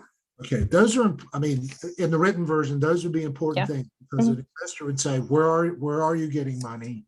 Sounds like this is already attracting attention. This is the kind of thing that I think has fruition. So it's those kinds of metrics, I think, and this is both you and Chris, I think a lot of times we pitch the vision, which is important, But for investors who are coming along at this point, they also want to know exactly, what the expenses are. Have you already accounted for that? How's that mapped out? Those kinds of Right. questions are the questions that are kind of walking through those big 5 point, those 4 Yeah. points. I'm gonna need 7 people to give $100 a month or 14 people to give $50 a month next year, extra than we have now. I probably wouldn't do all 3 of these things in one presentation, but I didn't know how to divide it up for this class, to be honest. Well, for this class, I would say take Little Lambs, other than the benefit that Little Lambs is already doing, set it to the side because it's this new initiative that you're really trying to get people to. So it's just something, it's just, again, hear the coaching in that. It's just something. to think. Yeah. Okay. All right. We don't have a lot of assets except for the 15 years of what we've done. So that kind of comes along with it. Yeah, but those assets are in the number of people you've reached, continue to reach, the fact you've been around 15 years and what your operating expenses have been per year and how you've met that. Your viability is your durability as well. Right. In the nonprofit world. I think you know that. So yeah, that's part of what you have to offer. Okay. All righty. Let's try one more. Who wants to try? Who's left for the Odyssey planning? Okay, Paula. Who's we have left? Paula and Melody and Joel. So those are the 3 we've got left, right? Okay. All right, Paula, go right ahead. Hold on just a minute. All right. Is it working? Do you see that? Yes. Okay. For some reason, I'm a little nervous, but you guys are going to be kind to me. For my Makerspace, I am going to do the Odyssey plan, and I have a definition there, but for the sake of time, we're going to skip that. Dr. Blevins is going to see it in my paper. The Odyssey plan, we're going to look at this individual called Elena Paula Creeley, and that is me. And I want to begin with the calling. And I'm going to tell you a short story about my life, I guess. This story was written by Rob Staples. Many of you probably know who that is. If you don't, you missed a great man. He wrote this story, but I'm going to, again, for the sake of time, we're only going to look at some of the highlights of the story. Dr. Blevins, you get to read the whole thing. There was a woman by the name of Magdalena in Romania, in a small town called Sighișoara, and she had 3 children and lived with her husband, with her husband's family, his brother, and the parents-in-law. So there were 6 families, well, 3 families, 6 adults, and 4 children. This made a very, very tight house. This was during the communism regime of Nicolae Ceausescu. But Magdalena became pregnant with her 4th child, and a fierce battle erupted in the extended family. To make peace, she decided to do an abortion. But abortion was illegal in Romania. She could have gone to prison and the doctor as well. So Magda reluctantly allowed a friend to take her to have the deed done. But during the procedure, she lost a lot of blood and fainted. The friend came in and took her to the hospital to a doctor who knew the family. The doctor, learning what has happened, he decided to help her and did a procedure, including shots, to stop the baby to come into the world. Well, after a few days, Magdalena became very weak, and finally the doctor said to her, "This baby will not die, it wants to live." But because they did not know what the abortionist did, the doctor did say this baby will be physically handicapped or even mentally handicapped, but we have to let it come out. So she turned to God. She was an Orthodox faithful member. Magdalena turned to God, asking for forgiveness, and made a covenant with God that if he would let the baby be born healthy, she will give the child back to him to use in any way he chooses. The child was born in the 8th month of pregnancy, a tiny little girl with all her limbs, and grew up and obviously quite normal. The parents felt that the child was now under the protection of God, and all they needed to do is to just raise her.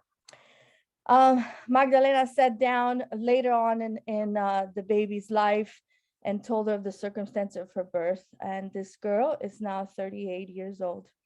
Magdalena named her baby Paula, and I am that baby. So in my mother's womb, I refused to become anything other than the gift my mother promised to give back to God.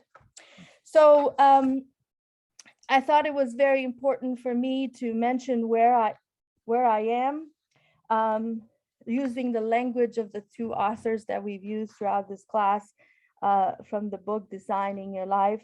I am currently on the Philadelphia district at Brookside Community Church in Macungie as an associate pastor.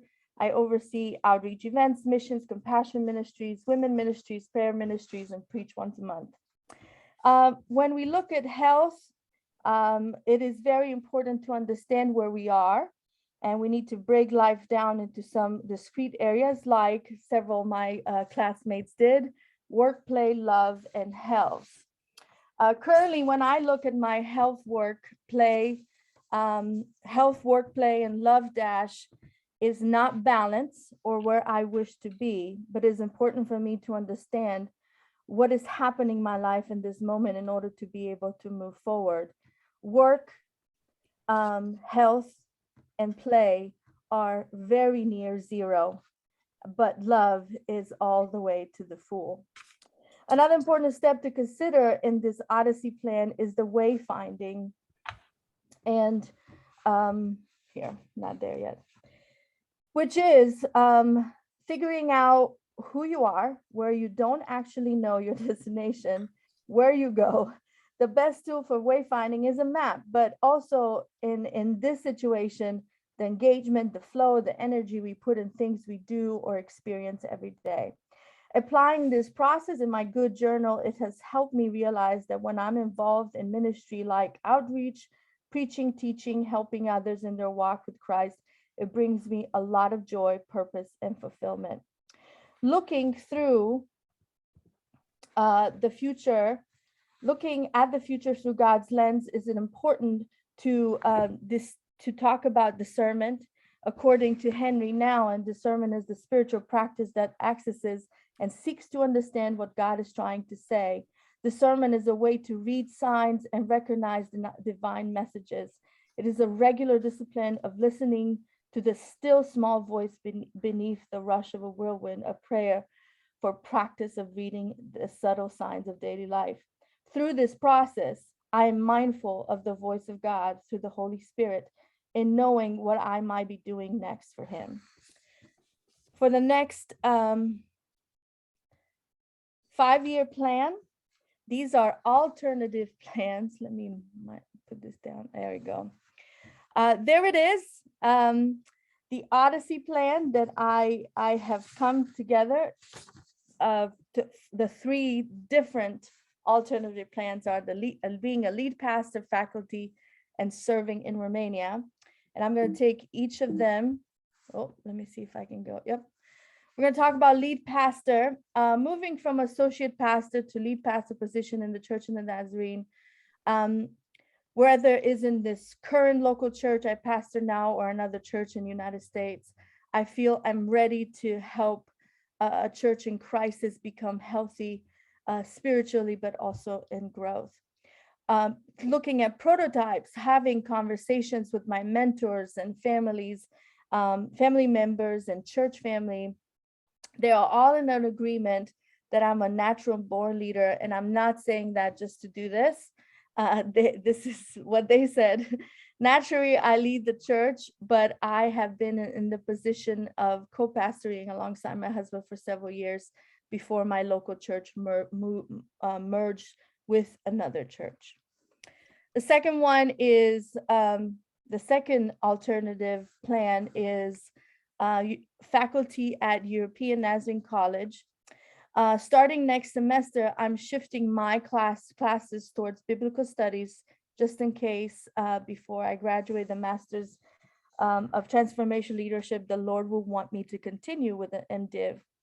Eurasia, specifically European Nazarene College, is offering me scholarship, and as a reward or as a thank you to them, I signed a contract to help laity in Romania and Eurasia for ordination through classes. I believe the shift in my major starting next year will help me to be more prepared to help European Nazarene College as faculty in the Eurasia region. As prototype, the closest that I ever come to teaching a class is teaching on women retreats, workshops, or seminars, specific scriptures at discipleship meetings or laity training. My mentor, Roberta Buston, has been a support and encouragement in pointing out the obvious, that I will do great teaching a class and connecting with the students, but it will be extremely challenging for me to grade papers, post projects in a second language as a teacher. Okay, Paula, you've got about 2 minutes. Okay. Serving in Romania is my third plan. I believe God has not released me from the ministry of Romania. This year, I was considered as one of the nominees for the district superintendent of Romania. Accepting this position would affected my whole family, and after prayer and fasting, it was not the right time to serve God at this level. In 2 years, the question will be asked again, and I want to be open and prepare if that opportunity presents itself in God's timing. The prototype, I have taken the steps in partnering with the Philadelphia district and learning more about being a superintendent and serving on the board of ministry. I'm a part of ministry assessment convention or weekend, as well as studies, direct studies and holiness symposium committees. My conclusion is, I believe God is at work in my life continuously, and I'm open to whatever he wants me to do in the future. And my supporters are my family, my mentors, my local church, and of course, Eurasia. And I missed a few of these.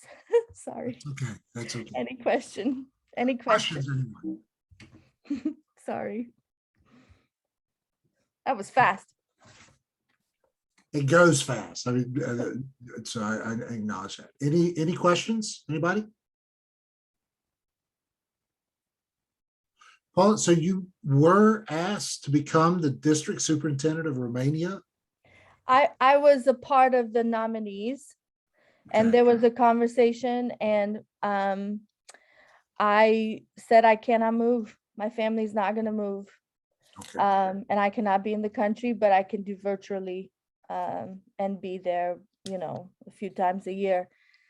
But I can't leave my first grade year old at the moment and take him to a different country, and a teenager who's in 9th grade.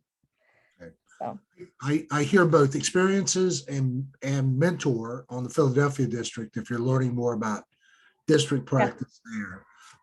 I'm assuming in light of EUNC that you've probably got also mentors and opportunities for experience when it comes to the teaching side as well. Am I right on that? very much. It's just one of the challenges or the gravity problems is English as a second language. Okay. But that's something that I'm working on and trying very hard to change. So. Okay. So that, okay, that's fascinating from that standpoint. Anyone else with a question? No? And well, then I'll just go ahead, and we're going to take another break, but I would say, yeah, Rob Staples was a former professor and a friend. Aw. And so, yeah, there's a long history there, including some of his encouragement with me in my doctoral searches. So, oh, how beautiful is that? That's for a different day. I'll just say that. Okay. He was such an amazing man. Yeah. Very had a big influence in my life in college. So I'm very grateful for his life. Yeah. And Very for his wife too, yeah. Yeah, Marcella's still, think she's still active at Overland Park Church of the Nazarene, but how much, I'm not sure from that standpoint. Okay, it's, actually, we're doing well, right? Everybody's going, that means we've got a whole hour for these last two presentations. I just think that's just marvelous. So why don't we I'll take, take 30 minutes for mine. okay, well, I'll have 30 minutes worth of questions for both of you, I'm certain. Let me encourage you to take a 10-minute break. So we're not going to have 30 minutes each. And then come back and we'll just stay on point. And if we get finished a little bit early, that's not necessarily a bad thing. Just don't get too hopeful yet. Okay. All right. See you guys in 10. So take 10-minute break. Always nervous to be first, but I don't like to be last either. Right. Both make me nervous. So Yeah. I was like, as soon as I knew there was going to be a chance, I popped my hand right up. I'm like, Yeah. That was good thinking. My Well, goal was to be second because I agree. I didn't want to be first, but yeah. you know, the hands just were wanted to- up immediately. So do you? I want just to wanted to stay go around ahead. at this point? Joel, You know, no. I'll let Melody choose. So that's I'll let her choose. So Okay. What a gentleman. just doesn't matter to me. So if I go last, my goal is to make everyone stay late to listen to me. I have given, I think I'm about to take Joel's control away at this point so that I can end the meeting if nothing else before it's There over. you go. Like what happens with breakout groups. It just stops. Stops. Well, give it, you guys are given a 1-minute countdown, right? Yes, we are. Okay, But you know, that's when we know to actually talk about what we're assigned to talk about. that's what I figured. Yeah. Melody, do you want to go next or do you want to close it Care up? less. Whatever you want to do, I don't care. Either way. Can you guys all hear bathwater running and crying in the background? No. Okay, so just I can hear that? Okay. So we know what the inevitability is. So let me ask you a hard question. Will Dad be called in to mediate at some point during the middle of this presentation? That's what I don't know. I don't think so. You Okay. know, my wife handles them very well. Okay, well then, why don't you go right ahead? Grab the share screen, Joel, and let's go. So, All right.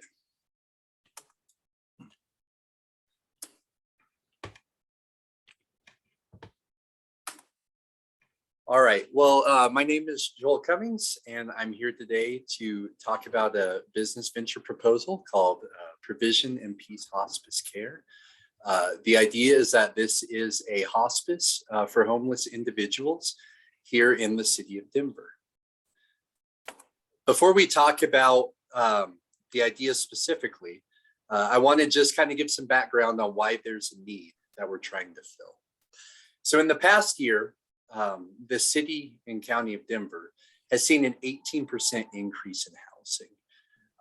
And that's been almost a 50% increase in the past 3 years.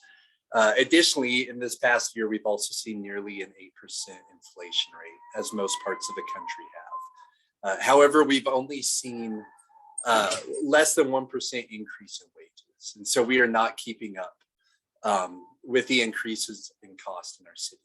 We're also seeing almost a 9% increase in crime over the past year. The downside of this is that while some people are making a lot of money selling their houses and, in various aspects, a lot of people are hurting. We've seen a 25% increase in homelessness, which puts an estimated 4,200 homeless individuals just in Denver. In the metro area, that number exceeds 6,500 is the estimate. This statistic was not updated last year due to the pandemic. However, emergency shelters did report a 46% increase in demand for their services. So we have a big problem with affordability in Denver and with housing. Another thing that doesn't help is, we were, I believe, the second or the first state to legalize recreational marijuana. which also has contributed to the problem of homelessness. While there are homeless shelters in Denver, and while there are hospice networks in Denver, there's very little overlap. And so a lot of people are concerned with how the homeless live, and crime and drugs and, trash and whatever else that comes along with homelessness. But a lot of people don't consider how homeless people die. And what this creates is safety concerns, public health concerns. It certainly has a negative economic impact on cities in the surrounding area, in the downtown area. And so while a lot of people see this as a problem or an issue, at Provision and Peace Hospice Care, we see this as an opportunity, a chance to attend to the physical, mental, emotional, and spiritual needs of our homeless residents as they approach the end of life. So our effort is to partner with local nonprofits who serve the homeless in other ways as a referral network to us, to work with local government to see what the needs are that they're seeing and to ensure that we can assist in public safety and public health, to work with local businesses to help clean up the community and make it feel like a safer community, and then to work with local healthcare networks as a means of having them share their expertise and volunteer their time, not in some sort of medical mission in another country, but in their own community. So that's the opportunity that we're creating. We are still in the conception stage, though. So these are our values: reliability, responsiveness, comfort. If anyone knows a synonym for comfort that starts with an R, that would be great, because then I'd have 3 R's there. But this goes to all of our stakeholders, whether that's a corporate donor who wants to ensure that the products or the money that they're donating is being used ethically, or a government official that wants to make sure that we are compliant in the way that we are operating, or a volunteer that wants to ensure that their time is being used well, or a homeless resident who wants to have dignity as they pass. Our goal is to be reliable to all these stakeholders, to respond to whatever their various needs are, and to have them feel comfortable with partnering with us. We want to have a diverse board for our organization. So we are a 501c3, and again, I'm speaking as if this is a real thing, which it's not. But we want diversity in our board of directors, diversity in life experience and in expertise. So a physician, a medical administrator, an attorney, a CPA, another nonprofit CEO, someone from the pharma industry, a local business leader. Those kind of give us like all of the different areas that our hospice will touch from a legal and an industry standpoint. But we also want somebody who can speak for the homeless, somebody who has been homeless, someone who can speak for hospice, someone who has been affected by hospice care, whether positively or negatively, in the loss of a loved one. And then a local government representative, if that's not some sort of conflict of interest. But that's our ideal for our board as we build this organization. This is a little bit of the structure of how we would like to operate. So ideally, once we hire a management team, we'd have a CEO with like healthcare administration background, a chief financial officer who has donor relations experience along with accounting experience, chief operations officer who would be an attorney with some nonprofit experience and regulation experience, and then chief medical officer. And then I kind of broke down what would go under each part. The CFO would have marketing, accounting, donor relations. Our compliance officer would have compliance and human resources. And then our medical officer would have patient care as well as inventory. So that's the goal that we're moving toward. How are we going to recruit these individuals? Well, number one, we're going to look at the local networks, hospice networks, healthcare, nonprofit networks. First, we want to find people with experience to be a part of the management team. We really cannot pay people market wages.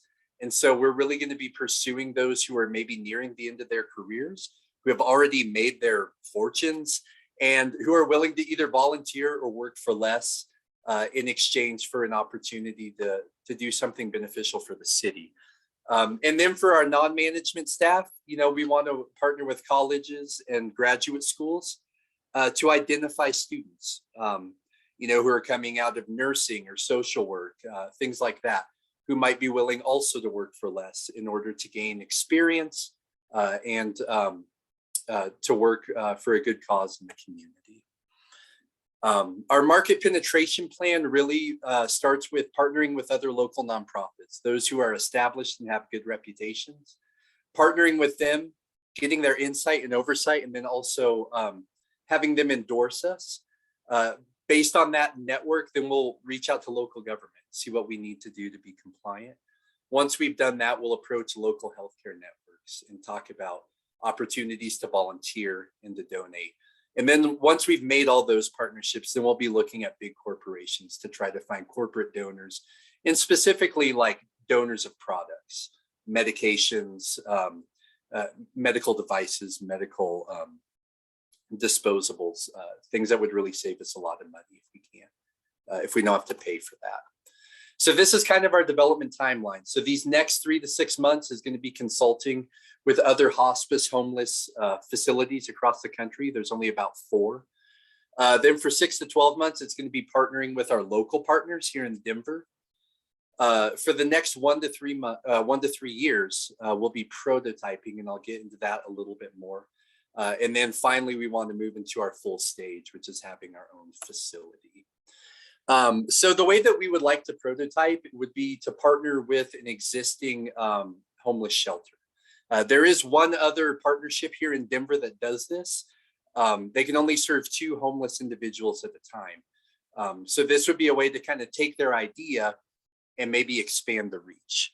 But if we could do this, if we could partner with the shelter, then we would have access to their space, their security, their food services, their cleaning, and their volunteers. That saves us a ton of money up front. What we would still need to pay for, insurances, looking at malpractice, general liability, unemployment, workers' compensation, all those insurances, payroll, which again, hopefully we can find individuals that will be willing to work for less or willing to volunteer, but that may not be an option. And then costs of compliance. Thank you.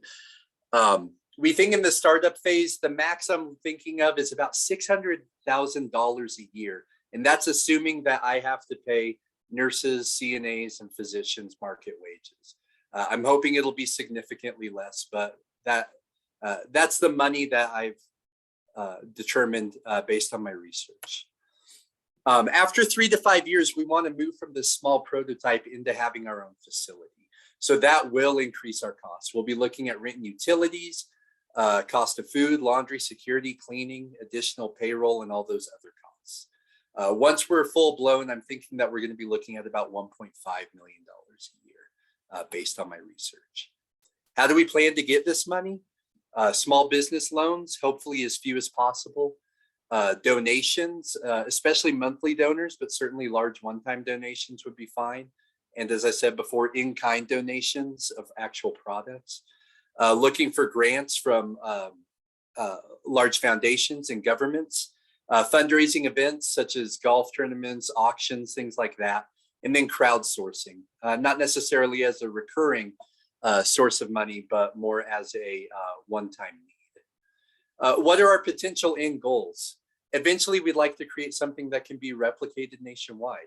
This isn't just a problem in Denver, but it is across the country. We would also be willing to actually merge with a homeless nonprofit and have a long-time partnership where not just someone's death is addressed, but all the things they need to live as well.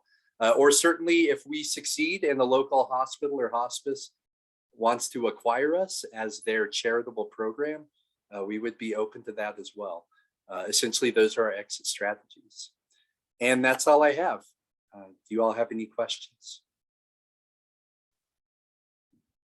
Joel, thank you for that. That was great. What a great vision. Just wanted out of curiosity, is there any other orgs, nonprofits that you know that that have this kind of workspace? I mean, they're the homeless orgs, but anything specific to the palliative care?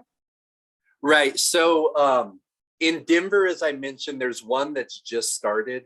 and it works with the Denver Rescue Mission. And so they get 2 rooms there, and that's their capacity. And so that was kind of that prototype model that I was basing it out of. Really what I could find is that the West Coast is doing a better job of this than the rest of the country. In the Sacramento area, there is actually a hospice facility, like my long-term goal would be. But in the Pacific Northwest, there it's a less structured program. It's primarily hospice physicians and nurses that actually go into homeless camps, and they provide some of that palliative care there. So they're not bringing people into their facility. I don't know what kind of regulations they have to jump through to do that. You know, if they're administering, you know, morphine or things like that, you know, it seems like there would have to be, yeah, I don't know how that works. That seemed like too much to me to try to approach how to do it that way. But it's pretty, you know, all that I could find is that there are like fewer than 5 of these across the country. And I know that just like Denver, you know, homelessness in pretty much any major city has increased recently. So there's certainly a need for it. What other question? Anybody? Yeah, Paula? So this is a future business, right? Are you actually going to have a launch date you thinking about? No. No. This is a class assignment. This So is too bad, because to answer your question, it really will good. be April 12th of 2024. So, I also No. found your word for comfort is relief. relief, there it is. All right, look at that. Well, now I'm moving the launch date up by a year. So I it'll texted be you one next year. to your chat. I texted you one also. Okay. Okay. Like, Responsibility. There you go. Look at that. I mean, Chris and Don, you totally dropped the ball on this. So yeah, I'm just joking. These I words just never sent came you up in our one. group. Respite. Respite. Yeah. Well, yeah, that would make sense. So I would not use retirement, but that's because it carries a different connotation. sure. And I medical- did. I mean, if you want to see the full business plan, which you probably don't because you're all as busy at the end of the semester and Easter week as anybody, but I did actually post the whole business plan in the chat, which goes more into the research of costs and things like that. But, you know, I just wanted to touch on it briefly here. So I'll say 2 things. One, mindful of the time, and I really don't want to, I want to make sure we give Melody all 30 minutes at the end. So, but one thing is, and what you did, I'll make, for those of you who want to go ahead and post your business plan, not my slides, but your plan or your written Odyssey plan, you are welcome to do that. If some people have been intrigued by these presentations, yes, you can do that from that standpoint. So I'm not mandatory. In a lot of places, some of you know, I ask you to make your final papers available, but since these are actually visions, I don't normally require that, but it's a good possibility. Joel, I think one thing I think to think about is, sounds like one of the major costs is just basically health professionals. And I do think down the road, thinking about that as a kind of gravity problem and saying, how might we work around that, and what would be the options there? The insurance you probably couldn't avoid, but some of the other things might be something to kind of play with if you ever decided to do this. I do think in your presentation, the other thing, and this might be leaning into other national areas, is what is sort of a percentage of homeless who need hospice care. You may not have a number in Denver. Yeah. But I think some of the larger homeless organizations could help give you a sort of a national number that you could then generalize percentage-wise to Denver. Because I think anyone who hears the pitch about a new organization, the first question is that a real issue here? Sure. Yeah. You can help make that real that way. I think that would be the one thing in your plan that really needs to be communicated. So to Dawn and Chris, there were sort of larger percentages and larger national numbers that I kept saying, keep it local. I mean, you've got track records, lean into those.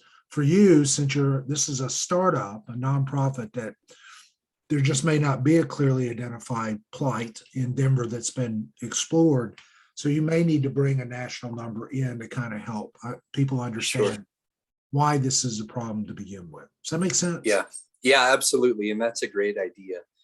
To your other point about payroll costs, one of the things from Kaufman that I did put in the business plan was offering other forms of compensation, and especially if I'm kind of seeking out those who are kind of at the end of their regular careers to come in, one of those big issues is having health insurance, and so maybe I offer a lower wage, but we offer health insurance. We offer a good PTO package so they can still enjoy retirement, but then we get all the expertise there. So you may need some supervision. Some people on payroll for supervision, but I'm really watching the clock. So, but how you might tap into people, I get a little nervous about interns, but I am thinking anything from CNAs to others, whether or not your agency would ever qualify.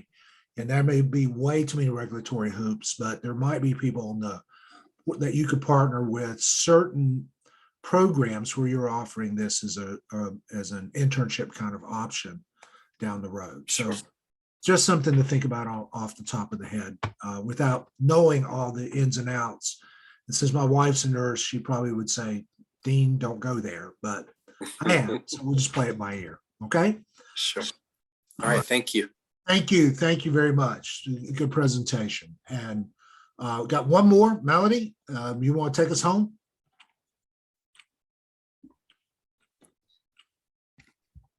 All right, let's see if I can figure out the technology.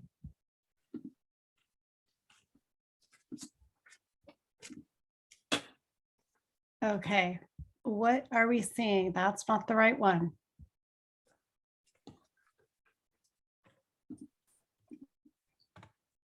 Let's try again.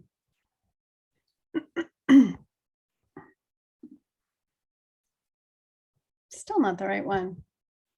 Try to just hit the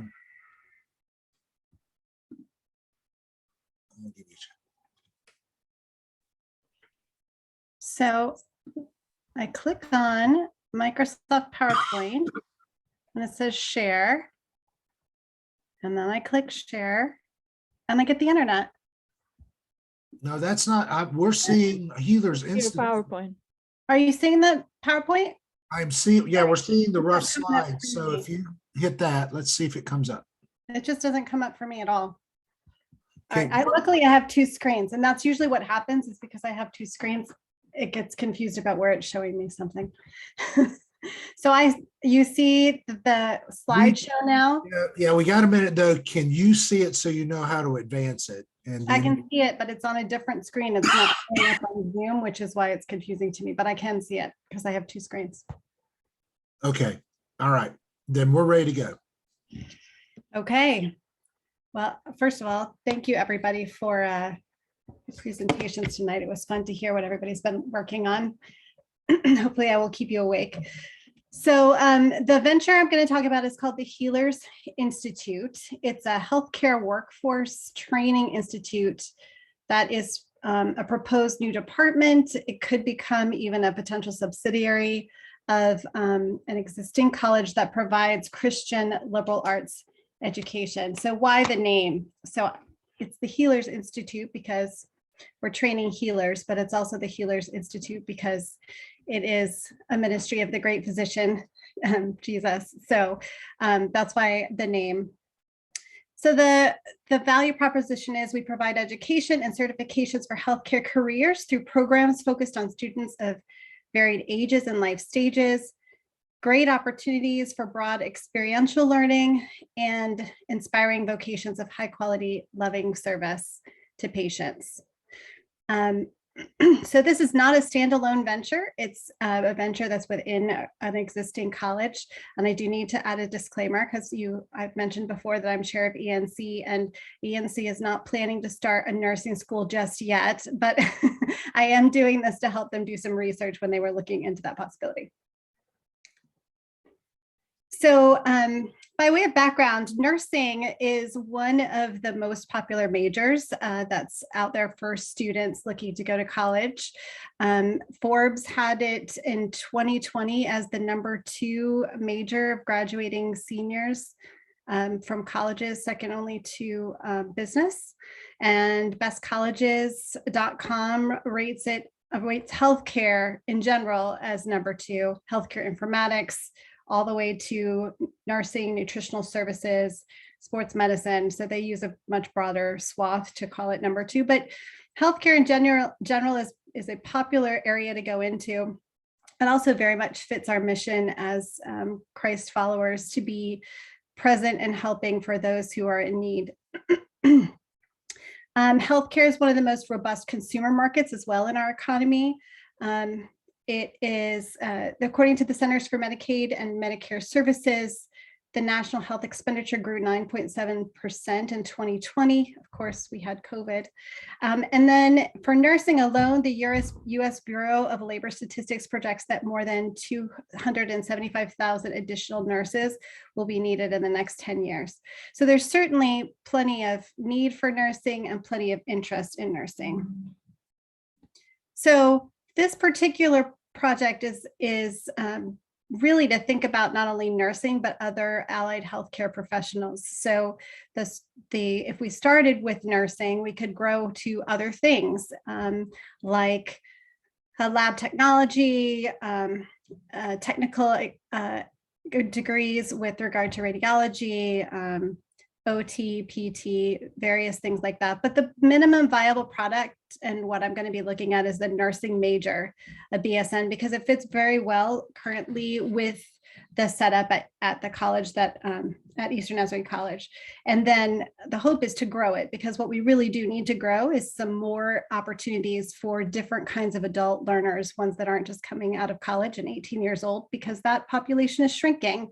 We need to start thinking about all people who are considering education, and healthcare is a great field to expand people's careers.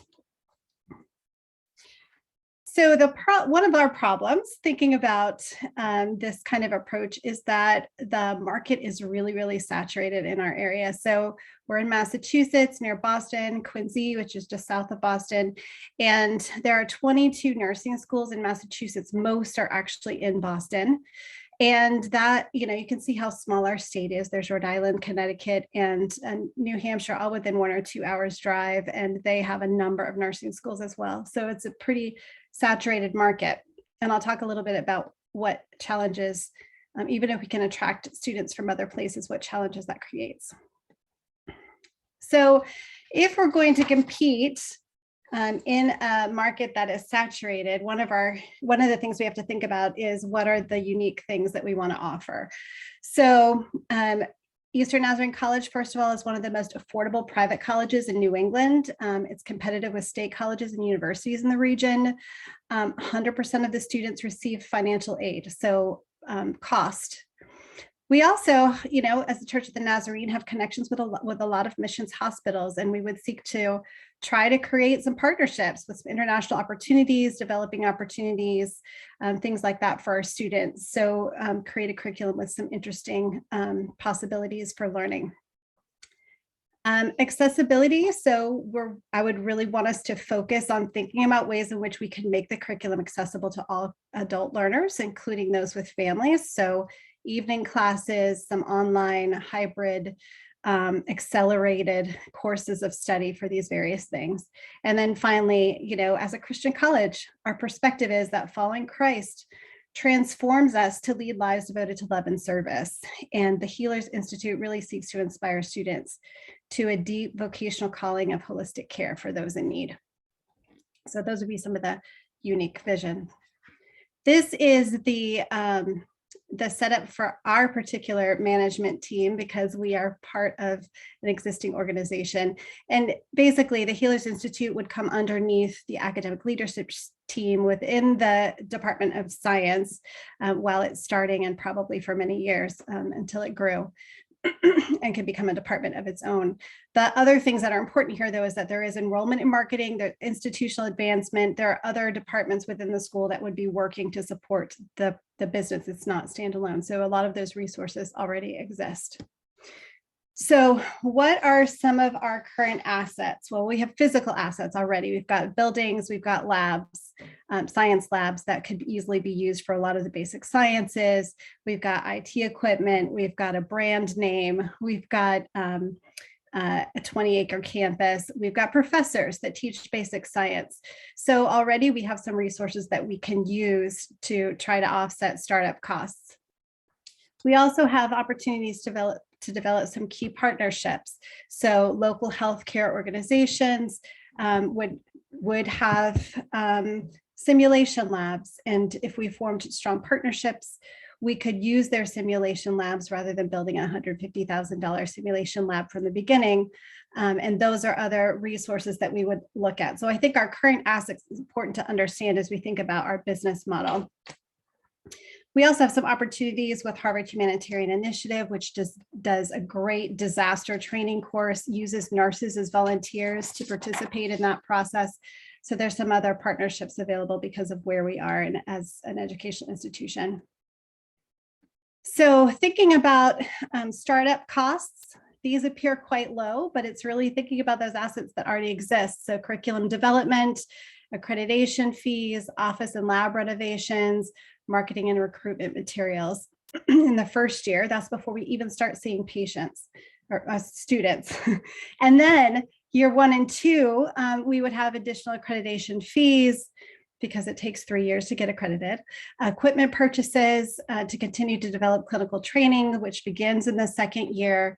And that totals will be added then to the fixed costs that are every year. So we will need probably 2 nursing professor salaries, and nursing professors are not cheap. So $180,000 per year for both professors, not each professor, but both professors. An educational liaison, which would help us connect with our clinical sites because students need to go and work in hospitals. And you can see their accreditation and educational office materials. And then some of the variable costs per student. So the total cost I just worked on year 1 and year 2 is $550,435. Let me say about that. So if we look at our current average tuition income from each student, it would take 17 students, a year of worth of 17 students to cover those fixed costs for each year. And then the additional students could make up the startup costs. And then there will be additional costs that develop as we expand programs. So the total to cover this 550,000 is 38 students. And we could probably get that by year 3. So we'd have to work out that timeline, which will be in my final business plan. This is the thing I'm most worried about because we are so saturated in our market. It is being able to have the partners that we need because a lot of hospitals already have nursing students that are in their hospitals. So I think that in order for us to consider whether we can even do this as an institution, we need to work on building partnerships to create those kinds of resources for the clinical work for students.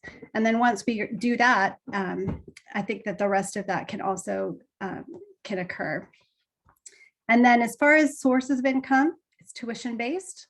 But we can also add grants to the income for this mission.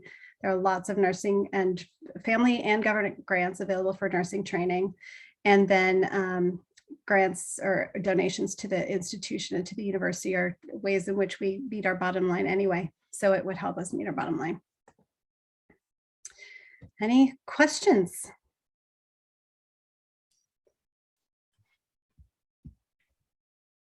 Any questions from anyone?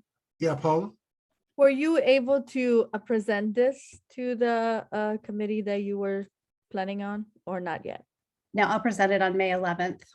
All right. Yeah, and I'll have a much more detailed overview of the market because that's really what would be most helpful to them. I have a kind of a strange question, Melody. I know that it was saturated markets. That's always, I mean, NENC's always faced some of those challenges, regardless of what the majors were. Mhm. Think about boutique. I mean, instead of placing nurses, unless there's a need for rotations, so I need to be careful how I say this, could you develop very strategic partnerships with one or two hospitals alone that kind of going back to the old teaching, the old hospital nursing program. Yeah. But this one would be where basically you identify one or two hospitals and say, by year 3, we can provide you, 20 between 20, 25 nursing students. Is that a possibility in the Boston area? Are there schools that have worked those kind of more, instead of having a coordinator chasing down 8 hospitals trying to find 4 placements, are there schools that develop just a really tight partnership either with a given hospital or a given clinic? Is that a Yeah, so there are some hospitals that actually have their own nursing schools in Boston. Mass General is one of them. So that's a set program. Most of the hospitals that I've talked to about this have a nursing educator that's on staff. They don't charge anything for the students to come in, and they will create opportunities for students if any student contacts them. So even if they're not a student from a specific institution, they have a list of institutions that they then contract with, and they make sure that they have the right malpractice insurance. And then that's all they do for creating those relationships. It would be lovely if we could have that relationship. I think that would be the perfect relationship, because then if they didn't even have a sim lab, we could work together to build a sim lab. They would probably, dedicate some resources to that. But we have a system where all of our community hospitals in the areas have been bought up by the big organizations. So Partners Healthcare and Beth Israel own all the tiny little hospitals in our area, except for the Quincy Hospital, because that one closed. So unfortunately, but I would consider still looking, and there's a Stewart system too. But I don't think that is impossible. I think it would just take some work to find some place where we could have a partnership like that. Okay. I think it might be a kind of a way of thinking about how one system helps the other, right? From that standpoint. But that was a point of curiosity. Yeah. Anybody else? Were you surprised, Melanie? Great presentation, and I know great work for ENC. A little biased here with that, but did you find any of these numbers surprising, or in the research, as far as, because I know you're already, you're a physician by trade, or as far as the number of schools in the area and things of that nature, the competition? So when this first came up, and someone said maybe we want to have a nursing program here, that was my first response, which was the market saturated, because I knew the market was saturated. But that was before I really had done this program and thought about the ideas of ways to create some sort of a competitive advantage. Real competitive advantages require some intellectual property or something like that, and we're starting behind the 8 ball. So I'm not sure we can really create a true competitive advantage, but I think if we paid attention to that, we might be able to get it started and then be able to start something that gets the ball rolling. There's probably more opportunities in other areas than nursing. Looking at ultrasound tech training or whatever it is, lab tech training, there's all kinds of those kinds of professional development things are probably more of an area of opportunity, but they're not areas that we have been in because we haven't done professional training. We do undergraduate and graduate. So it would be a new way of doing things, and didn't seem to me like the easiest thing to start with. That's helpful. Joel, I see a hand up. I apologize. I missed that. I just put it up. And maybe, Melody, you talked about this in the presentation. I missed it. And it seems like you maybe addressed it a little bit in that last answer. But you kind of gave the minimum viable option. What would be like the full-fledged goal would that be like a master's program in nursing or some of these other specialties or? Yeah, to be honest, I would be more interested in, so first thing, what I learned about, I didn't know there were so many different kinds of nursing degrees out there. There are so many different kinds of nursing degrees. You know, I knew about 2, so there's probably 20. You can have accelerated programs. You can have where you can finish a nursing degree after you have a different degree in 18 months. So there's lots of different opportunities. And I think the biggest area of growth is in the later adult market.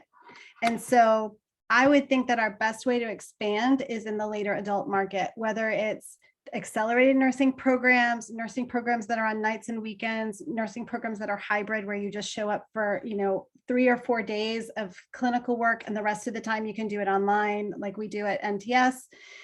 Or it could also be developing these shorter term professional degree or certifications really to do something new in healthcare to help people make a career change without a lot of cost to their life. Because once you're out there with kids and you're trying to make ends meet, it's really hard to get into an educational program. Your real goal is going to be, how soon can I make money in something that I'm really interested in and can be excited about? So those are the areas I think we could expand.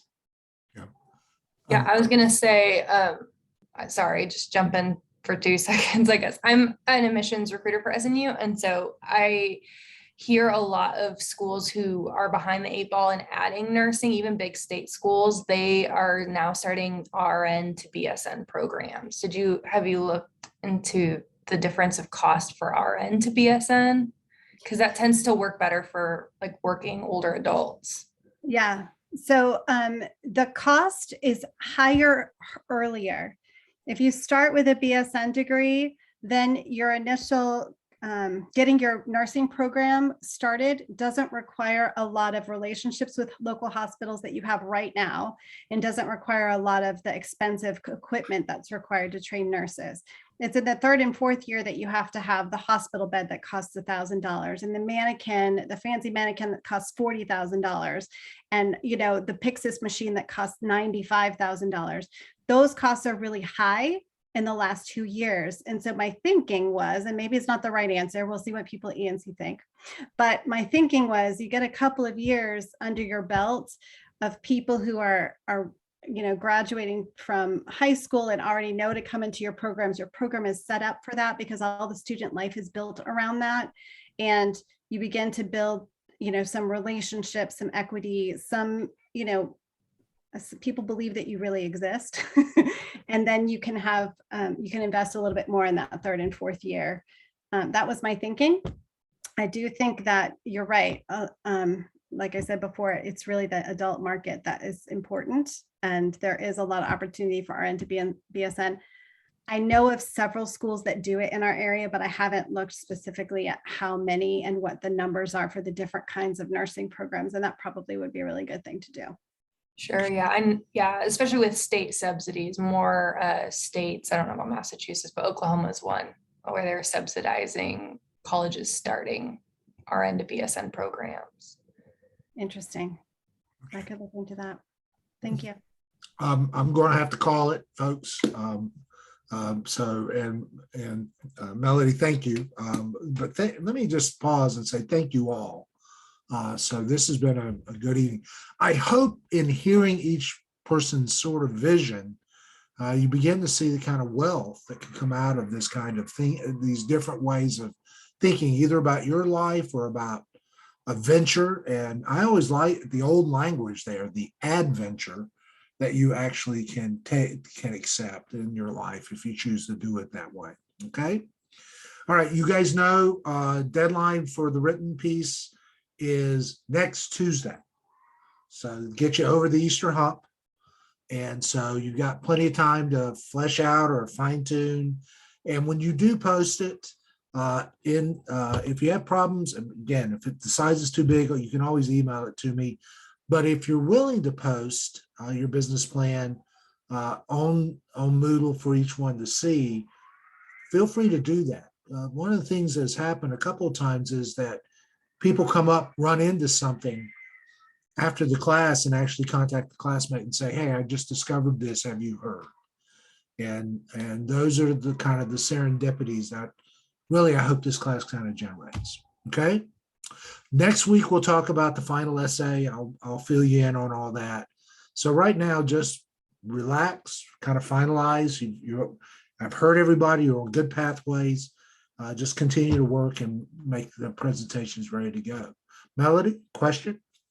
Yeah, I just have a quick question. I don't know what the right forum is to ask it, but I'm just wondering which of my classmates, you guys are really serious about going forward with your ideas, and who's like, this is a great assignment, I'm glad I did it, but I'm not sure this is going to be my life. Because I think for people who are going ahead, I would be looking for opportunities. I'd love to share, but if somebody is like, yeah, I did it for my assignment, I realized I don't really want to do it, then I may not want to put as much effort into looking for opportunities and connections for people.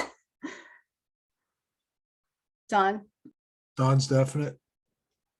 Anyone else? And Dan, Chris, Paula, Holly's career or bust. We're not quite sure there yet. I got that. For Rachel, the business has started, so I don't know if they're ready to pull the plug as soon as the class is over. And Brandon, I think it's going to be yada yada for a while from that standpoint, right? And Delmy, I think you are in that grid thinking about the world. So you need to hear, whether you do or not, if you've learned, well, actually for some of you, and this has actually worked several times in the past. Yeah, I'm looking at the clock. If you thought I might do this and now you're going, no, I won't. That's okay. I mean, if the class helps you kind of work through that process, and if Melody, if E&C votes you off the island or on the island, going down the road, other than the fact I've put it out on Twitter already, no, I'm just kidding. I hope this has been just an instructive to literally walk it all the way down the line to this point in the journey. Okay. All right. It's 8:58. I'm giving you 2 minutes. Go home. All right. Blessings, everybody. Thank you for the evening. It was great. Thank you very much. We'll see you. See you. Happy Easter. Happy Easter. Happy Easter.